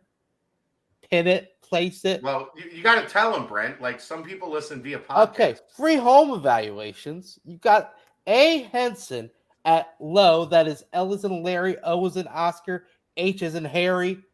MillerRealEstate.com. Adrian L. Henson at iCloud.com. Adrian L. Henson, realtor. There you go. Low Miller Real Estate. Thanks, buddy. Yo, Adrian.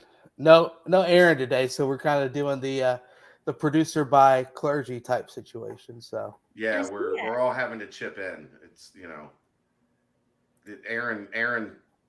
You would think he's on Twitter. He's posting on Twitter like he doesn't have a laptop in Florida. Like is there no Wi-Fi in Florida? He gets a vacation, guys. Don't be too hard on him. Yeah. People expect me to work. I'm going to be gone in Orlando for a week. I have to work. I know. I didn't get to go. I'm super bummed about that.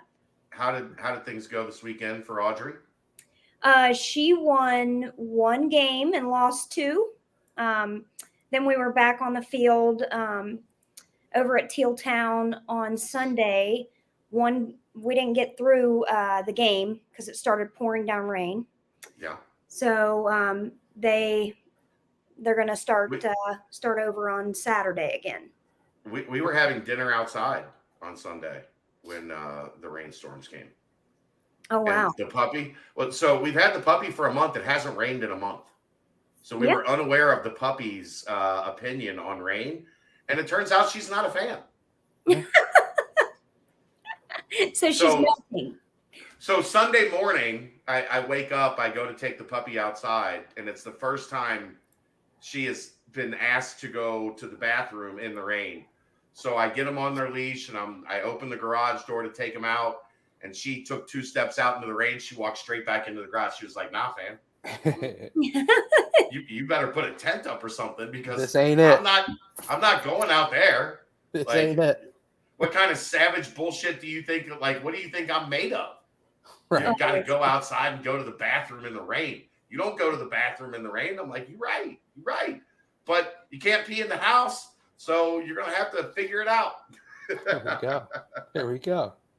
And is this a female dog? Oh, yeah. So you have lots of females in your house. Just Kelsey and Callie and the cat. And then me and Tiger.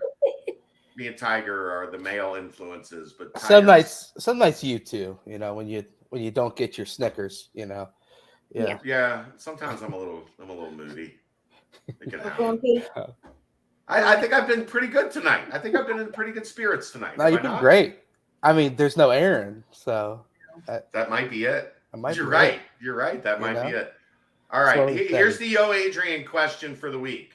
Are you ready? Whoa. Where'd you find the Yo Adrian? I've got a Yo Adrian question. Okay, go. And so this was Jacob Hofferer sent this one. And it's a 2-part. I'm going to add a little twist to it as well, Adrian. So Yo Adrian, what would Chad be doing as a career path if he couldn't be in any type of sports content? So that's the first part. And then also in Chad's past, what's the weirdest, funniest job, or quote unquote job, if you will, that he had in his existence?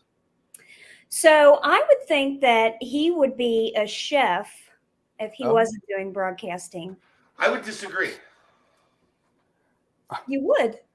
I would. Just because I don't like cooking for other people. Like, I don't want to make. I like making what I like. Right? Like, so if I own, here's where you could be right. If I owned my own restaurant, where I could make the menu and then be a chef, like, I would be okay with that. If I had to work in somebody else's restaurant where I had to make their menu and make modifications that people wanted that I didn't agree with or whatever, I would have struggled with that. But if I could have my own spot where I could, I would love, I would love to do like a sandwiches around the world type restaurant. Okay. Yeah, that'd be cool. Yeah. Like Cubans and Italians and meatballs and, like a pastrami, like a New York City deli, sandwiches, like sandwiches around the world. I think that would be my jam. Fair. Yeah, that could work. And then the other question was oddest job that Chad had growing up. Oddest job. I don't think he really had a job much. Did you say it? What? Yes. I managed Radio Shacks for years. Yeah, that's true. That is true. The oddest job would probably be I worked the at Turfway Park. They have they had a VIP betting section. I was the guy that worked the door to check people in to the betting section. You were a bouncer? I managed the high rollers. Okay. Like, you had to have your high roller card, and I made sure that no riffraff, kind of a bouncer, yeah. I made sure that no riffraff got into the high end betting area at Turfway Park. That job paid a lot of money. What if what if 6'8" like Haas was like, I'm getting in there? Are you like, Nah, fam. No, you're okay. Not. Like, all right. Do you have the card? Like, do I know you? Because if I don't know you, like, I can't let you in. Right. Exactly. You don't just get to like. But you know who actually I found out later in life spent a lot of time there that I didn't realize, like, as I was letting that person into the high roller room at Turfway Park? Pete Rose. Hep Cronin. I knew Pete Rose. I didn't know Hep Cronin. Yeah, of course. Hep loves playing the ponies. With Fat Ball Guy Racing, baby. Right. So yeah, like I had met Hep many times and didn't didn't realize it. I thought your Radio Shack, that job was towards Oh, the it's a end terrible of, job. yeah, that was like your senior year, wasn't it? No, I started right after high school, kind of after, the Marshall thing. I came back, worked at Radio Shack, built my way up into management. And then I found out something important about retail sales that all people should know. Don't ever get into management. Because when I was in sales, I made a shit ton of money. Like, the honest truth is, Adrian, if I wasn't doing this, I would be selling something. Like, I don't know what. I need a buyer's agent. Something. Yeah, like I would be doing something in sales. But when I transitioned from sales to management, I worked double the hours and made half the money. And I was like, this is fucked up. I'm not doing this anymore. When you're working in sales, you can work 40 hours a week and make a lot of money. Mm-hmm. And then you go into management and you're working 70 hours a week and you look at your paycheck and you're like,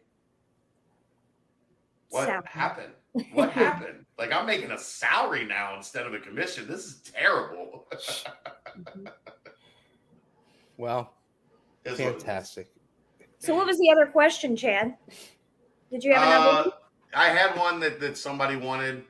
Was Chad actually fast in high school? You were pretty fast when you ran track. Yeah. I think you were pretty fast. A couple state meets. You wouldn't be doing any hurdles or anything like that, but well, no, I wasn't jumping over anything. Are you fucking kidding me? Yeah, you were pretty quick. All right. Yeah, that's fair. I was short area quickness. I was not like long speed, long distance quickness. Okay.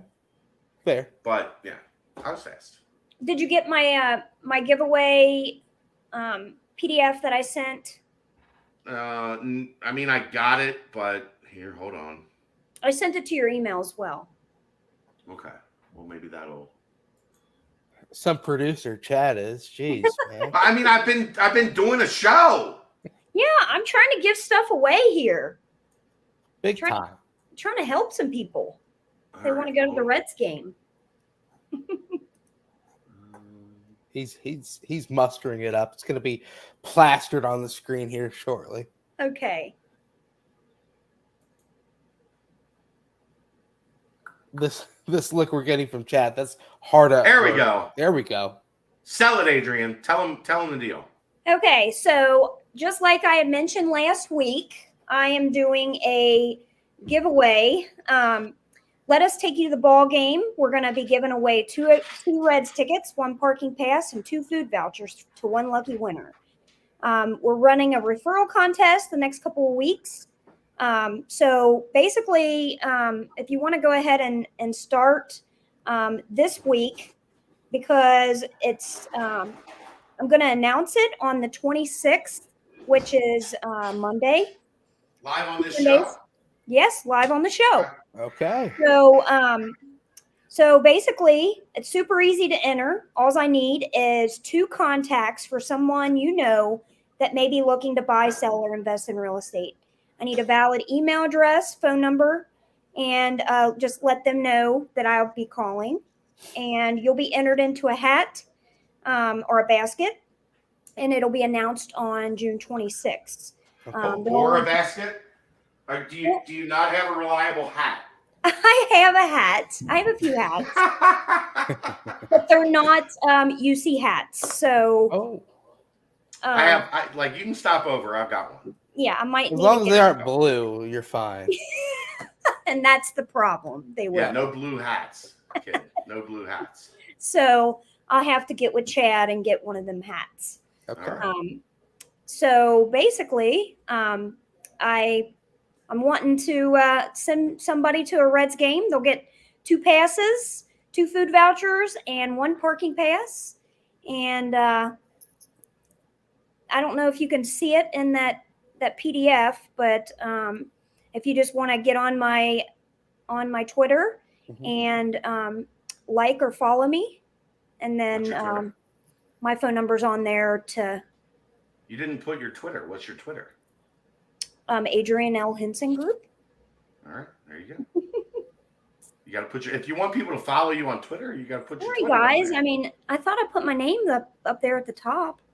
Well, yeah, but you got to put the @. That's how people know. They got to see the Okay. @ Adrian L. Henson. The old Twitter handle. Yeah. All right. And the Reds are hot right now. They're hot. Goodness. Everybody wants to go to the Reds game right now. The hot ticket.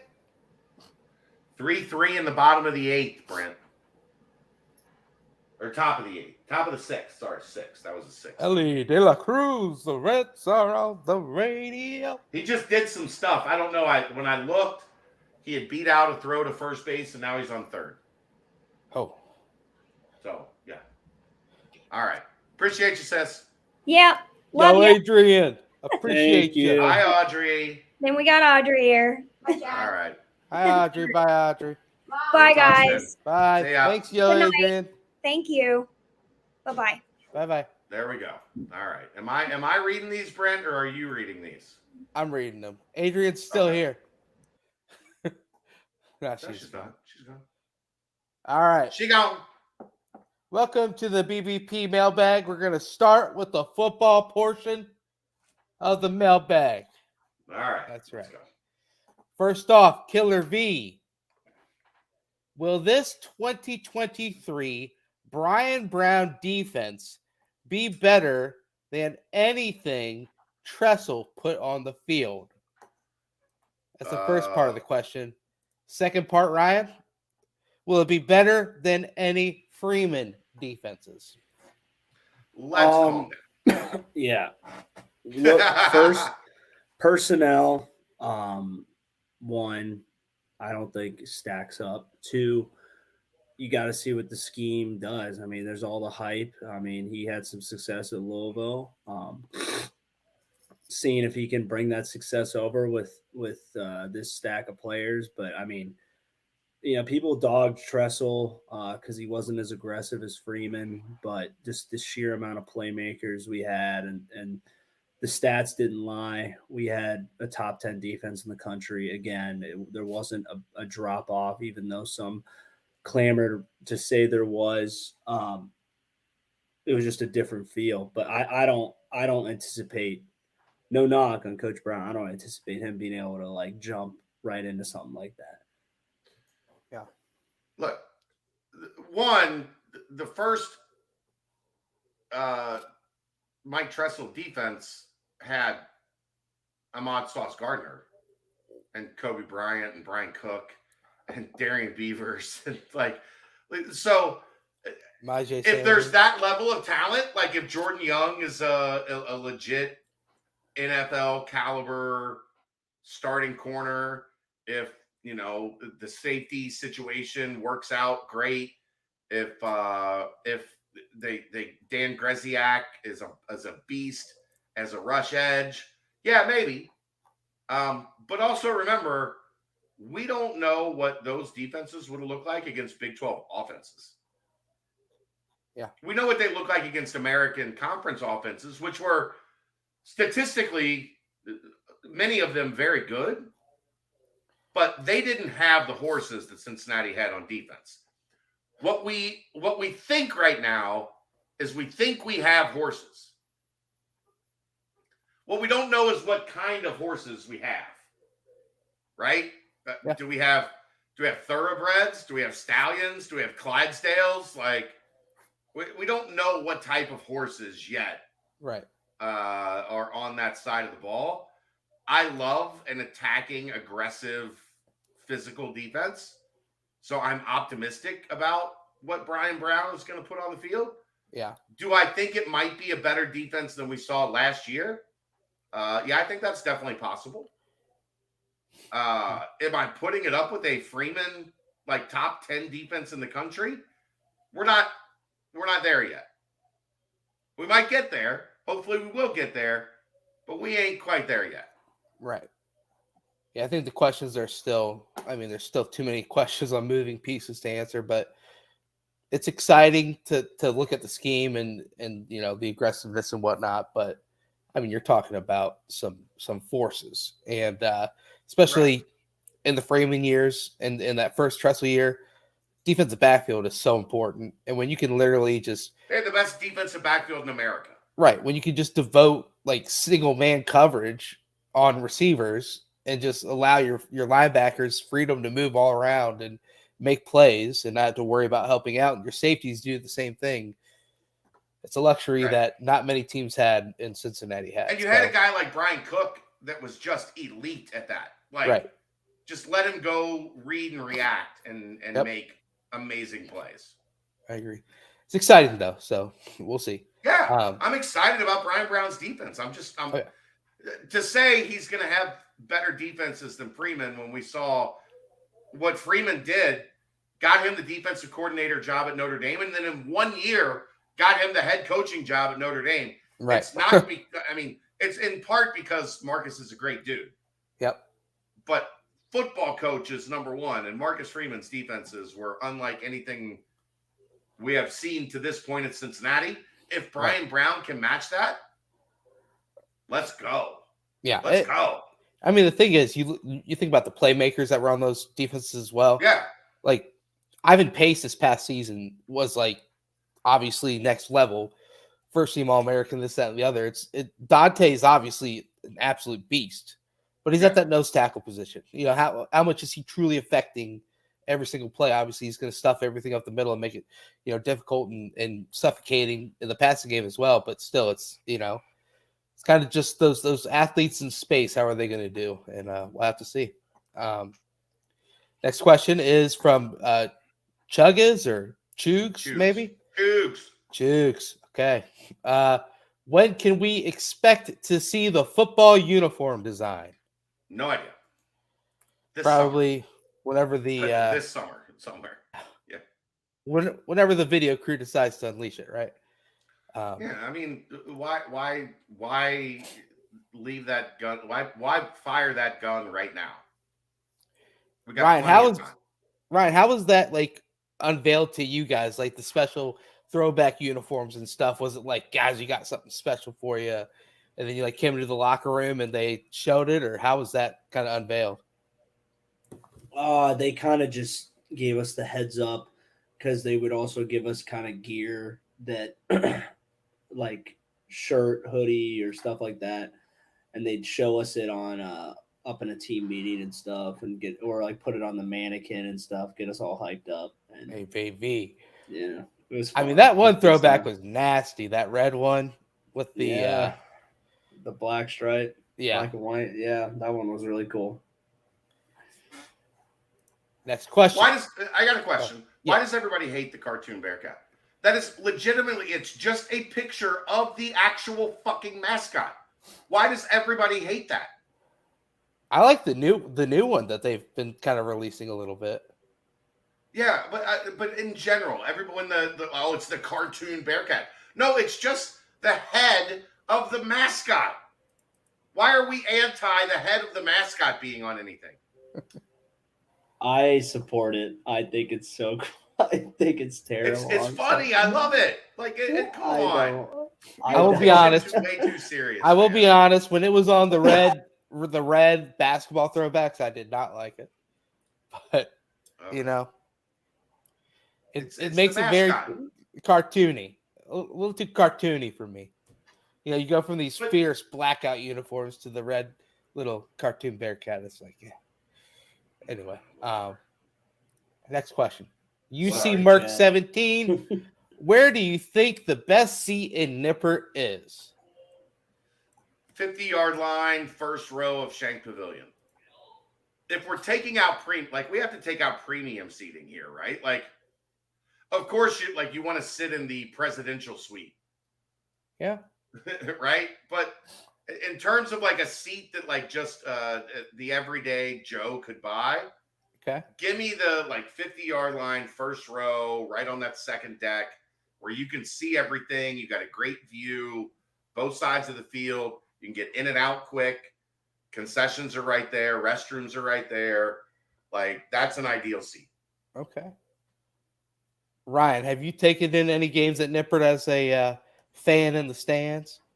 No. He's always on the sideline. fine. Yeah. Big Well, I baller. know, He's but- always on the sideline. But maybe Come like on, one quarter up in the stands, sitting somewhere, and then I sat Head up on kind down. of like in the parents section one game, kind of on my way to get a beer or something. I don't remember what I was doing, but I would have to say probably one of those seats that they lifted up into the air after breaking off in the student section. That would Yeah. probably that's a perfect. I always seat. thought that was so funny, just seeing that during the game. I thought it was the greatest thing ever. I mean, they did it every game. I mean, after a Don't while, let you got to college be kids like, have a "What's going chance on?" to break bleachers. They will do it every time. The bleachers floating down the Ohio River, kind of crazy. Next question from What's Jacob. your answer? Let's see here. You got to answer the damn questions, Brent. I mean, I agree with the 50-yard line, that second level that droops over. I'm in on that. But I would say if you're taking in a nice fan experience, stick me right in the middle of the damn student section, and let me just get all liquored up and have myself a ball.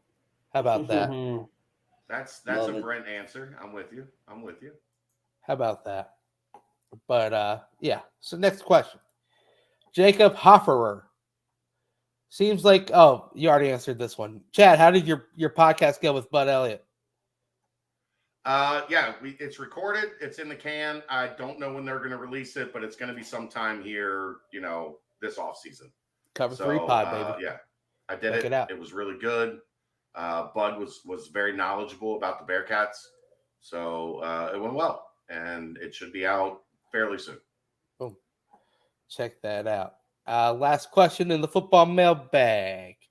Sauce Gardner, MVP, asks, approximately how big will the 2024 class be? Do they prefer to take portal or high school players?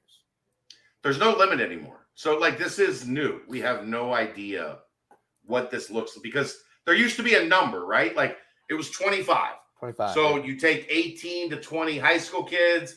You take 5 to 7 transfers. Now the question is, how many spots do you have available right on the 85? If you have 30 spots available, then you're going to take 30. If you have 70 spots available, like Colorado did, then you're going to take 70. That's the unknown. Is what does year 2 attrition look like under a new staff? Right. Because maybe you had some guys that were like, hey, I'm going to stick this out and see if I can work my way up the depth chart. And then transfers come in and all of a sudden maybe they're blocked. And then now you have a wave of transfers after next season or into the spring next season. That's all going to be determined now by what the market dictates. So my guess is you're going to take 23 to 25 high school kids every year. And then the rest are going to be like, how many spots do we need in the transfer portal? Right. That is going to vary by staff. But we've already seen the staff. They're at 10. We think, based on what they've said, there are 3 more coming from this official visit weekend. 13 total. They've got another official visit weekend coming. Which could get you in that, if everything goes according to plan, get you in that 16, 17, 18 range, something along those lines. Right. And then what are you going to do from there? Yeah. So somewhere 20 to 25, and then you deal with the rest in the transfer portal, just assuming how many spots you have open. It used to be so much easier from our end. And even then, what did we always say? The numbers will always work themselves out. Yeah, they always do. Every time. Now it's even more. The numbers will always work themselves out now. Sometimes you don't even know what the damn number is. Right. Like, it doesn't matter. We're just going to keep recruiting and we'll figure it out. Right. Like at the finish line. And that's the football portion of the mailbag. Aaron, I'm trying to sound like you a little bit, my man. Now on to the basketball portion. Killer V asks, if either Jizzle or Day Day or the combo of both are a Ellie De La Cruz-like in performance, would the over-under for the season be 25 wins? Easy. Over Let's say 25. that one of the 2 point guards is the most exciting prospect in the history of college basketball. Ooh. That's what Ellie De La Cruz is. He's the most exciting prospect in the history of baseball. Or so? at least one of the 5. He's elite. Yeah. Arm, power, speed. Like that's not we don't get to compare people to that. Right. So if they are really good, if both of them are really good, I think this is a 23 win, 24 win. You're going to lose in the Big 12. 8 to 10 games in the Big 12. There were 3 teams that had more than 25 wins, 25 or more wins in the Big 12 this past season. That's Kansas State, Texas, and Kansas. So it's tough. You're gonna lose 8 to 10 games in the Big 12 if you have a good year. Yep. Right now, going into this first year, a lot of new road environments, a lot of new coaches you're dealing with. What happens when you're in a conference over time is you understand patterns and you understand this is what we're dealing with. That's not the case right now. Everything is going to be new for Cincinnati. So if the point guards are where they need to be, 22, 23 wins, somewhere in there, if they're not up to snuff, it could be trouble. That's just being honest. I mean, you break it down even more, though, Chad. Kansas State. Hey, Kansas State, who made that special run in the tournament. Yeah. Had 23 wins going into the tournament. Right. And had an elite point guard. Right. And a 5-star transfer that only got overlooked in the transfer portal because he almost died. Yeah, that's facts. Yes. I'm not taking anything away from Keontae Johnson. There were a lot of people that weren't going to recruit Keontae Johnson because he was almost Hank Gathers. Yeah. I agree. But you look at teams like West Virginia, Iowa State. They only had 19 wins going into the tournament. Right. The NCAA tournament. NCAA tournament, yes. Not the Big 12 tournament. No. The NCAA tournament. So there's a lot of people that you're going to have to be prepared that this team's going to have 16, 17 wins on March 1st.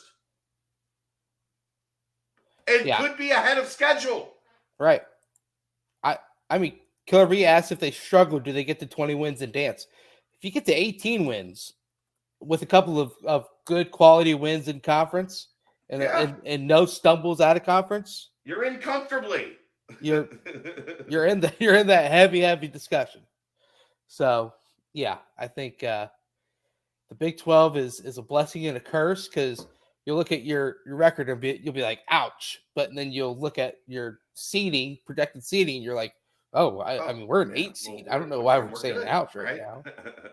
But that is that. Otter 217 asked when will the birdies be out next? We already kind of touched on that. Then Chugas again. Chugs. Percentage chance of making the NCAA tournament now that we know the full roster. We don't know the full roster because we don't know the waiver status of Aziz and Jamil. So we don't know the full roster yet. Saying both are eligible. 54% they make the tournament. Okay. We don't know the out of conference schedule. We don't have a ton of idea on that yet, and that was impacted with Mike Roberts leaving because that was Mike Roberts' responsibility was the schedule. I'll go 54%. Okay. More likely than not, but still a lot of questions to be answered on June 12th. Okay. Ryan? I was going to go with 58, a little bit higher than Chad because the momentum from last year I thought was good. The recruiting momentum, I think that all matters. I think it all factors into the culture and what Wes is doing and what he's going to be able to put on the floor. But still, I can't do anything ridiculous in the 60s or 70s because, I mean, Big 12 gauntlet, man, you're in for it. Drinking that Kool-Aid with you, Ryan. Pass me that Kool-Aid, baby. 59.5% chance. 59.5. There we go. Stamp it. Rookie score. But yeah, strong odds. Up next is AC Mazzaro. Fast forward to the opening game of the season. Other than Sage, which of the other 12 scholarship players being in the starting lineup would be most surprising to you? Rayvon. I don't think he's he's new. I think if Rayvon was a day one starter, that would raise some eyebrows. Yeah, in a great way. Right. In a great way. You'd be like, holy moly, we got a good player. I think Josh would Josh surprise Reed, a lot of people, although he's had a very good offseason so far. There's a lot of optimism for Josh. Right. Going into as we're getting into the summer. Right. Chase Kirkwood jumps his way into the starting five. He's not on scholarship. Shut up, CJ Anthony, also a walk-on, would be quite the surprise there. Everybody else, either of the point guards wouldn't surprise me. If you told me Seamus, CJ, Newman, or Dan. Ooh, maybe starters. Odie. I'd say Odie. Yeah, but Odie started. I agree. The whole back half of last year. So if he started day one, but if I wouldn't be shocked if the guy that started the last 12, 15 games of last year started game one. Okay. Yeah, sure. I agree. You know what I'm saying? Yes. I agree with your overarching premise on where you're going. But I would say if they walked out day one and it was Vic and Odie or your starting front court, okay, that's how we ended last year. Yeah. So I wouldn't be blown away. Okay. Yeah. Ryan, you got any surprises coming out of the woodworks? I like your Odie comment. I do. I think there's some weight to that because there's no offense to Odie, you just there's no way we're gonna go out and get the guy and then he's not Odie just gonna be. Yeah. Well, the question would be, Ryan, would you go get Aziz and then Odie starts at the 4? Or the question could also be, Jamil and Aziz neither get their waivers or only one gets their waiver. Yeah. And then would you really be that shocked if Odie was one of the starters? No, you wouldn't. So we're talking freaky stuff. Right. We have questions that have to be answered before we can. So, I think my final answer would be Josh Reed. I would say Rayvon just because there is Dan, Seamus, CJ, John ahead of a freshman in Rayvon. True. If Rayvon started game one, it would be surprising. It would also be awesome for the program because that would have meant Rayvon had an incredible spring and fall. That'd be awesome. Yeah. Yeah. I agree. Bearcat Band 72. At what point will we get confirmation that Sage and Newman have been granted medical red shirts, or has it already happened? I don't predict anything about the NCAA. I think Bearcat Bands has asked me several NCAA eligibility questions. And if not, I'm sorry that I attribute that to you. I have no idea. I just don't know. Sometimes you think the case is in and every point that could be made is made and a decision should come shortly, and it's 3 months. Sometimes you think I'm not expecting anything for 2 months and a decision comes. Right. So I with the NCAA, I can't properly predict anything because none of it makes any damn sense. So yeah, like I just don't know. I mean, hell, Ryan's still waiting on his response about his waiver. I mean, it's No, he had a waiver. He was good. He had a COVID year, and he decided that he was too good. He was too good. It's for still there, football. man. Still I don't think it is. I think it expires. Like I think if like your really? clock. Yeah, I think your clock is your COVID clock. still exists. And I think if you went to if you were in the if you went to the Navy or something for a couple of years, you probably could have got that back. Ah. But I don't think they're gonna take I was an engineer at GE and I'm ready to play football again. I don't know that they allow that. Going the old Bernard James route, huh? Look, if I walk into higher ground and you're out there, I might tackle you myself. Big time. All right. Lloyd GM. No, actually, sorry. Bearcat 30. How impressed are you that Wes is able to keep guys like Odie and Newman in the fold while somewhat recruiting over them? These guys have started a lot of games and might not start at all this season.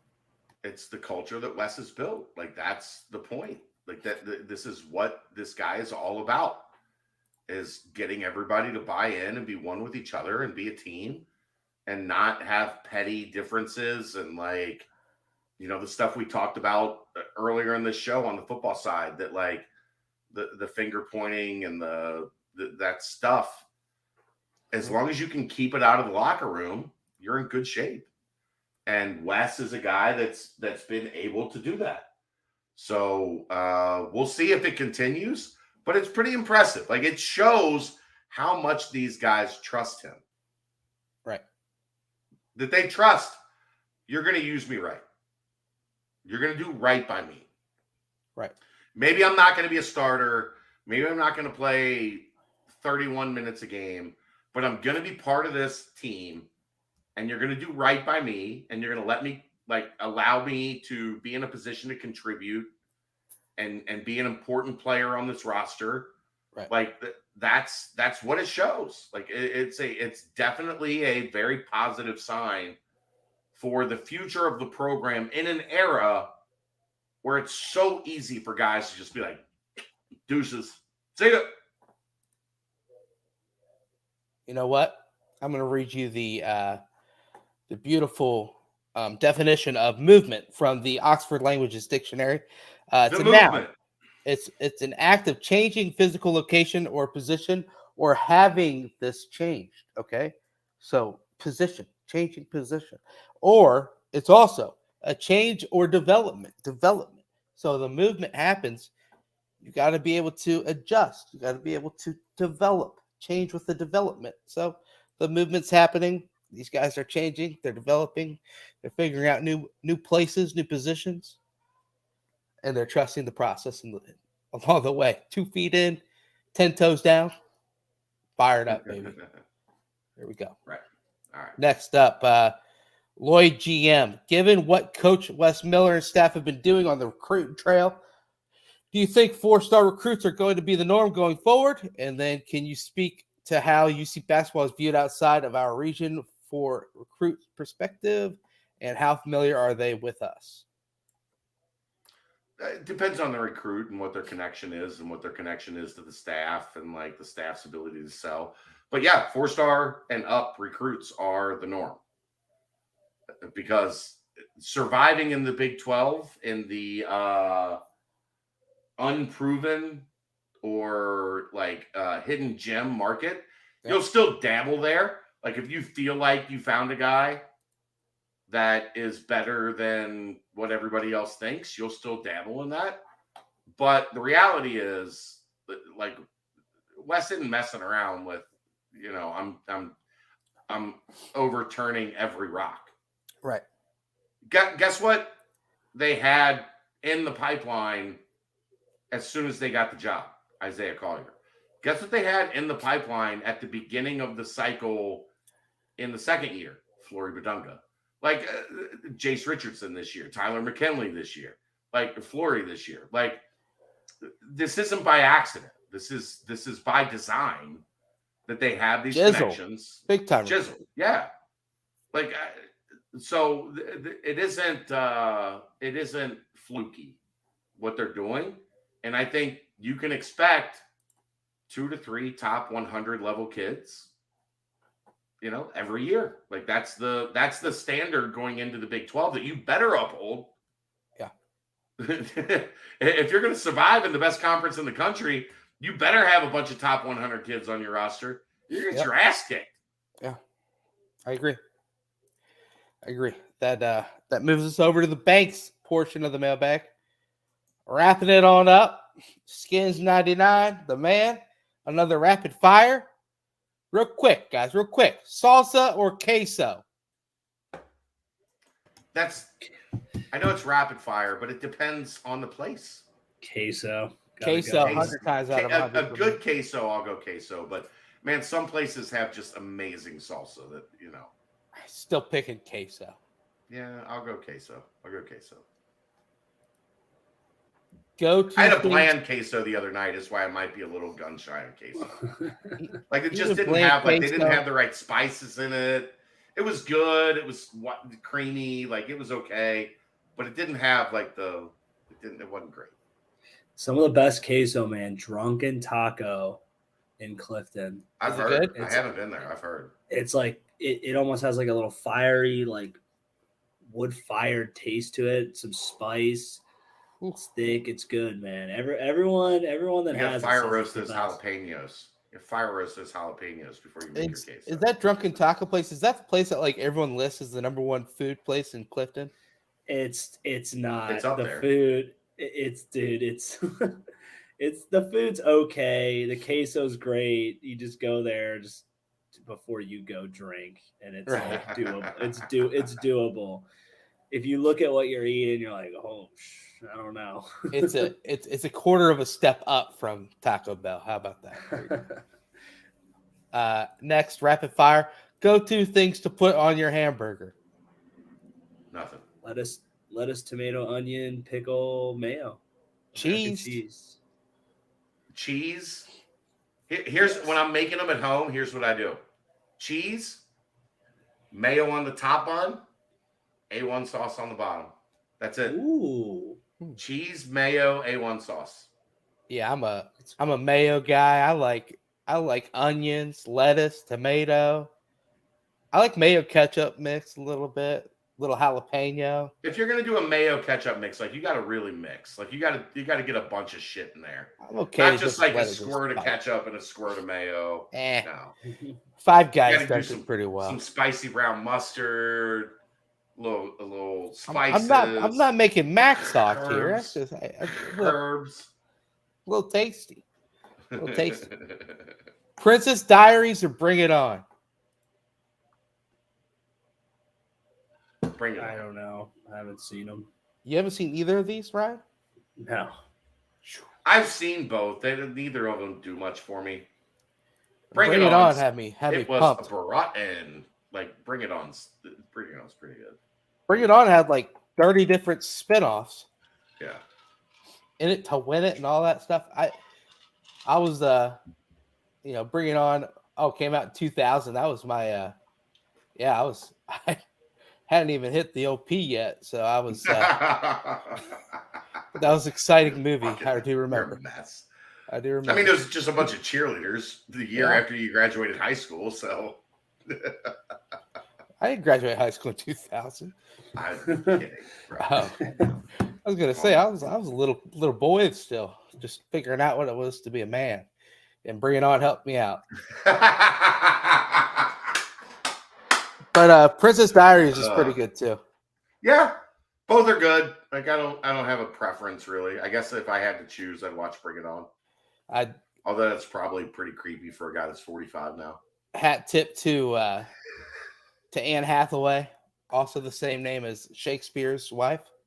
Yeah. Fun fact there for all you buffs. Thank you, Skins. Now for Jugs again. This is start, bench, and cut. Barbecue food edition. Pork, brisket, chicken. Start brisket. Start brisket, bench pork, cut chicken. Yeah, Yep. I'm with you. I'm there with you, Royer. I think that's the obvious answer. Like, yeah, like you could make a case for start pork just because of like ribs alone, but ribs are so hard to get right. Yeah. Well, that's a like good segue. it took me like 2 years to get my ribs where I wanted them. Well, you know what, Chad? This is a good segue you're doing. Also, are ribs overrated, underrated, or properly rated? Properly rated, because if you know where to get them, they're amazing. If you go to the wrong spot, ribs are shit because they're dry or they're like, I don't like fall off the bone. I want, when I bite into a rib, I want to see my teeth mark in that rib. Mm-hmm. Right? Like I want to see, like, I like fall off the bone. You can do that in an oven. I know. My brother makes a mean rack of ribs, I tell you what. If you're smoking ribs, you want them to have a little bite to them, right, Royer? Yeah, because like sometimes when you just bite them and it just all comes off at once, it just doesn't like, I don't know, you can't savor it and enjoy it as much. Right. Fair enough. If I'm going to do that, I'll just cook them in the oven and I'll take the rib meat and like make a sandwich or like do something else with the meat. If I want to eat a rib, like hold a bone in each hand and bite it, I want to see like my teeth mark in them. Yeah. Okay. Hell yeah. You know, Royer, have you seen Frank the Tank make some ribs on the grill? I saw that. It was what a disaster that was. The charred mess. Yeah. Opens it up. So what the fuck? Oh man. Well, hey, that's the mailbag, guys. Brent, go ahead and get us out of here. Brent, get us out of here. Well, a little bit longer one today because there is no BCJ pod this week. So yeah, good to have this one. You can break it down into chunks and you can finish it by Thursday. Brent, I might need you for like a nightcap at some point this week, so I'll hit you up just to like. I'm gonna be in Orlando. I'm gonna be up late. Like we might need a nightcap or two just to keep the fans going. Yeah, it's work and then I'm here. So yeah, just let me know. All right. Yeah, but probably not tomorrow. I'm gonna be traveling, but we'll see. Yeah, just let me know. But hey, this is good to mull you over for at least a little bit of the week until we give more to you. For everybody that's like, there's too much content on Bearcat Journal. You're going to find out this week that you're going to be like, where the hell's all the content? Chad was right. We need more content.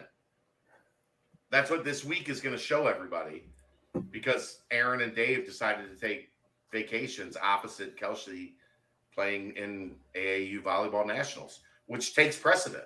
That's more important than their family vacations. There you go. 100%. 100%. 100%. Only if the damn trophy makes its way back up. That's right.